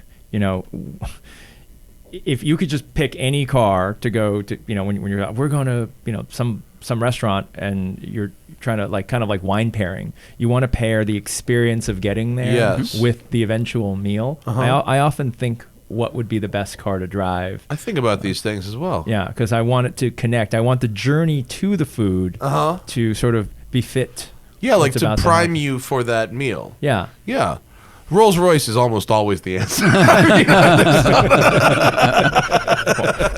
Anthony Bourdain likened a meal at the French Laundry to driving in a Rolls Royce convertible with the top down in the rain, naked, but only wearing mink underwear. Sounds great. Pretty good. That's very good. Nice And analogy. I thought, I concur. Yeah, that's very good. Yeah. Father's office is a BMW M3 in the rain, naked, but only wearing Versace underwear. Oh, I can make most of that happen. I'm probably good. I think I saw you drive up on Tuesday. Yeah, I had the reservation Yeah. for 8. Someone said, do Michelin stars get in the way of the craft? No, I mean, they're just accolades like anything. Like Motor Trend Car of the Year. Which, did you see that shit today? I just saw it today. I mean, look, I like Johnny and I like Jethro, Yeah. but fucking seriously, the Well, Giulia. I was told Please. by a really wise man never to buy anything Italian with moving parts. I think I've said that. I've said that. for Wine, sure. art, yeah. Yeah. Yeah, I mean, whatever. I think the Giulia is an interesting car, but I have yet to see one that actually works properly Well, throughout the I course of wouldn't an trust entire one. test. Oh, really? They They break a lot. Really? Yeah. There's a lot I of wouldn't- comments on Sam Smith Instagram broke too, like where like 6 of shouldn't them. reliability. He wrote a big diatribe of Sam Smith did about like, look, it's not that we took it to the track every time and ran it for 20 minutes and then it overheated. It was like this person had one and the check engine light came on after like a 30-minute drive. Like there's a lot of them had these inconsistent electrical problems, and so a lot of the comments on Johnny's post were, shouldn't reliability be a factor in this prize? You know. I feel like it probably should, but maybe not. you didn't vote. I'm a non-voting member. I get to sit on the sidelines and bitch like everybody We need to read else. their article. I mean, I I haven't have read it driven either, the car. because I have no doubt that they were aware of these problems and aware of this comment that we're all spewing, and they'll probably address it somewhere in whatever post they have coming up. Of like, maybe it injected something new into the sports sedan, arena, or they're just so stoked to see alpha. But I was a little disappointed that they had these issues after having this reputation for 40 years, and they came back like, all right, this is the land of iPhones. I can order anything I want, and a drone brings it. We figured out almost human flight by battery powered Ferraris helicopter. work. You So- could buy a Ferrari and it works. Well, Expected. the same question I would ask is if you're going to go to a highly rated restaurant, one of the best restaurants in the world, does that restaurant have a responsibility to simply sate your hunger? Or does it have a greater interesting. responsibility to give you an experience? Because I can tell you some of the craziest meals I've had, I left very hungry after 35 courses. Yeah, I've Ooh, had that that's too. a great yeah. analogy Where for you've this. experienced some like artistry, some really next level stuff, but you're like, You want a bigger food? I'm hungry. Right, because there's some food, some nowadays, especially with highly technical food, it can be more about the gee whiz. Wow, I was able to turn a tomato into a wisp of air, and 35 times that you need a sandwich. Yeah. And I've been to El Bulli in Spain many times, and it's a 3-hour drive from the airport out into the sticks, and you get there and you're like, I could eat a whole goat, And the course 1 is literally atomized seawater scented with lemon verbena, which is sprayed in your general direction, and they're asked to inhale. No, you feel like you're in a doctor's appointment. Like, now breathe in. Yeah, and like this is and they hold your balls while it's like but I thought, wow, after 30, they're not called courses, they're called 35 experiences. But then I thought to myself, you can pay $500 for a meal and leave fucking hungry. Yeah. And that happens. That's not not- my experience. That happens all over the world. Some of the best restaurants in the world are not about feeding your hunger. Yeah. Your physical hunger. So I question. So interesting. Does a car have to be reliable? I don't know. Probably. No, it doesn't have to be to be reliable to be good or loved. But I think when it's a something of the year, it probably should be. I guess it's like is it performance car of the year or car of the year? car of the year. Like that's the difference for me, because if it's about the experience, and if it provides this driving experience, which we talk about all the time as cars get more expensive, used cars, it's like, is this a $100, $200 million driving experience? Well, it drives like a $50,000 car or whatnot. So So I guess it's if it was driving experience car of the year. Comes up with Porsches a lot. Yeah, it might surprise everybody. We're so happy. It sounds good. I've heard the steering's so good. It's so dynamically balanced. But when it's like just like meal of the year, I don't know. If you had to check this box of like this whole dinner experience was amazing, but I did leave very hungry. So would that be meal of the year if another restaurant provided 95% of the wow and you got a little more food? Like which one would you go back to more often? Yeah, I mean, the question is like, does food have to be delicious, or can it just be provocative? Yeah, I suppose. I suppose as long as your customer is aware of the experience that they're getting and they're not expecting one and get the other, it's fine. But that's what I kind of think of, like, the thing that sates hunger. You want, like, you go to lunch for calories. I'm hungry. You get a sandwich. Yeah. To me, that's like the ultima. That's the thing that gets you from point A to point B. Right. Mm-hmm. But It's I not don't know. exciting. I don't think the Giulia, like, I don't think it's a cool car. It seems pretty fun to drive. I mean, but I don't know. I don't think it has forwarded the industry, in the same way that an El Bulli meal might create something that's like, holy fuck, I don't even know what I'm looking at anymore. It's not that. Well, I had a Tesla, and I just got rid of it. I had it in 2014. A Model S? Yeah, Model S. How'd you like it? Well, it's the first car I've ever felt that has like shifted the paradigm Yeah. of like what it gives you a peek into the future. It's like, wow, it's going to be this, but like without my input eventually. And Right. I thought, wow, and like you don't get gas, you charge it at your house. I thought this is, it was unbelievably expensive. I thought for the experience, and I thought, for $120,000, it wasn't a great like automobile. Right. Like Yeah. it had shitty visors. Yeah, an S-Class or even an E-Class is a better built vehicle, for sure. And the torque in the rain, I only had the 2-wheel drive. It's like it was bad. A little too much. Yeah, you hit it and you just go sideways. Yeah. And it had those really skinny tires. Yeah, the Eco tires. Yeah. I mean, I feel like I haven't been in a Model 3 yet, but I feel like the Model 3 will offer 80 to 90% of the Model S experience for half the money. So that'll be nice. And honestly, if we're going to talk about appliance cars in LA, the Chevy Volt offers 75% of the Tesla experience for a quarter of the money, and maybe not even a quarter of the money. But yeah, Teslas do kind of feel like they have advanced the ball further than. And Alex Roy said the Model 3 should have gotten Car of the Year, but I don't think there's enough of them. I don't think there's been any real comprehensive testing or anything like that. Yeah, probably. And they've had so many hiccups on getting them out. Like that right there is. But, I mean, actually, if that was the reason, then you'd also have to look at Alpha again and go, well, if this is slow at production and this one has problems. It's like if Alpha had a Yelp page, you're speaking about the restaurant, if it had to be provocative or delicious. So if Alpha had a Yelp page and people could go on there and be like, look, these lights came on and this thing didn't work, but fuck me, this thing's provocative when it works. Then it would be, then you have an informed customer. Yeah, if the food was amazing, but the waiter dropped, a glass of red wine in your lap, and you're not taking Amex because you got defrauded or whatever. Yeah, but I also think Motor Trend's a magazine. They have, I think, part of these things is you have to provoke some kind of conversation. It'd be boring if you gave it to something safe every year. That's true. There is an angle to be said for that. The same thing happens at restaurants. Sometimes restaurants get voted. This is the best restaurant in any given town, and it's like you hear a lot of controversy sometimes. Mm-hmm. Yeah, this year in particular in LA.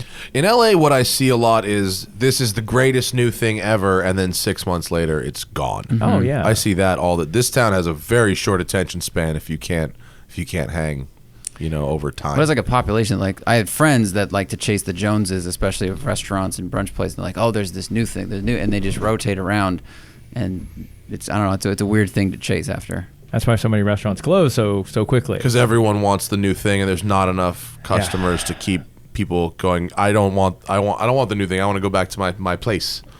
It's hard to have a place. Yeah, well, think of all the places that are not new, classic. I'm a big fan of Lowry's. Mm-hmm. I love Lowry's. We think of Bay Cities. We think of the things that are like the standby. Yeah, that's what's the hardest thing to achieve. It's to get something that's like in the back of your mind that's like an always kind of go to. Yeah, something that transcends trend or just like how do you get to be old? And that's hard to do in this business. You figured it out. I mean, Father's office has been. I mean, every time I go to that area, I see people eating it by Helm's Bakery. I mean, it's not like that shit's fallen off, really. No, we're You're pushing doing good. We're pushing 20 years, and That's amazing. That's hard to for do a restaurant in Los Angeles. Yeah, but it's I don't know. I don't try to open lots of new restaurants because that's really chasing your tail. What are you at 4? 4 or 5. 3 here, 4. Napa's 4, and then Culver.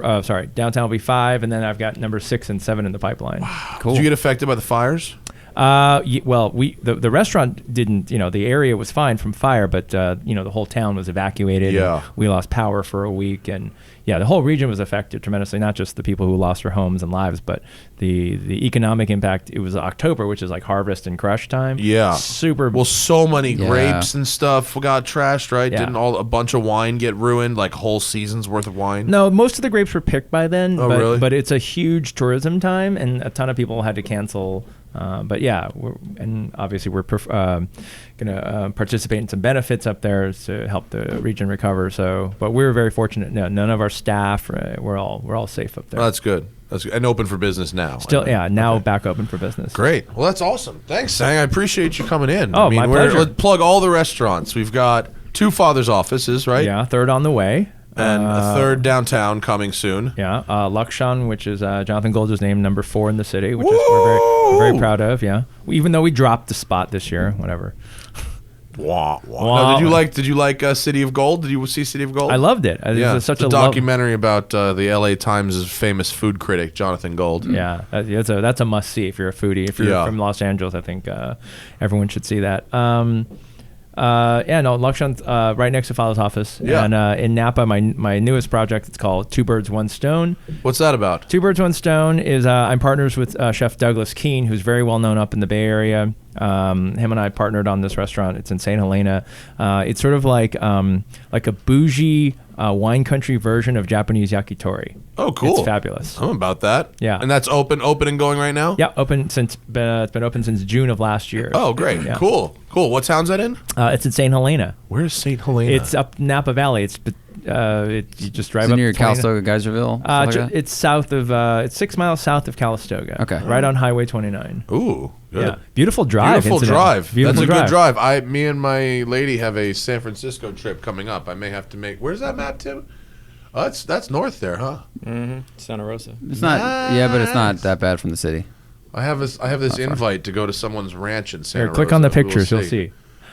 Are you? You may have to. Well, see, I'm Matt Farrow's not going to get you a good table. No, there. it's not. It's not. Is that your restaurant? That's beautiful. Yeah. How old is that building? The building is built in the late 1860s, Wow. And then the whole thing was gutted and redone. I like that stone wall, though. That's awesome. That's a beautiful restaurant.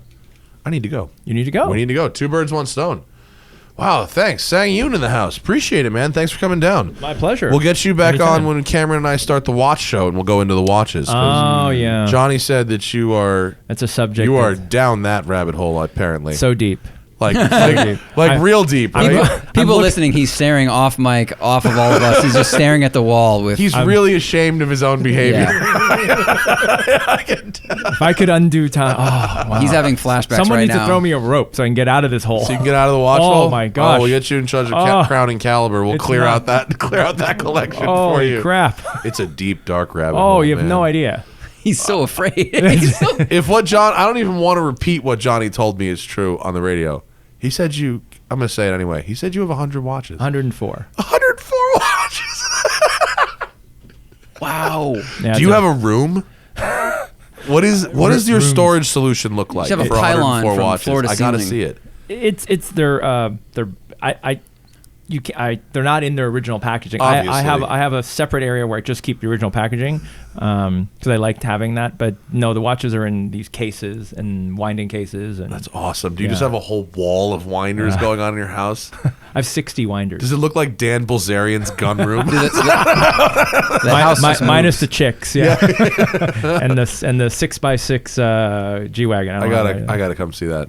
There's a strange appeal to a 6x6 G Is there? wagon. Yeah, there is. I don't like G wagons, but I like a 6x6. It looks G-Wagon. weird. Of course, it looks weird. But have you seen one in person? I have. It's the size of a I- fucking Mack truck. It's hilarious. Yeah, it's so big, and they make a convertible version.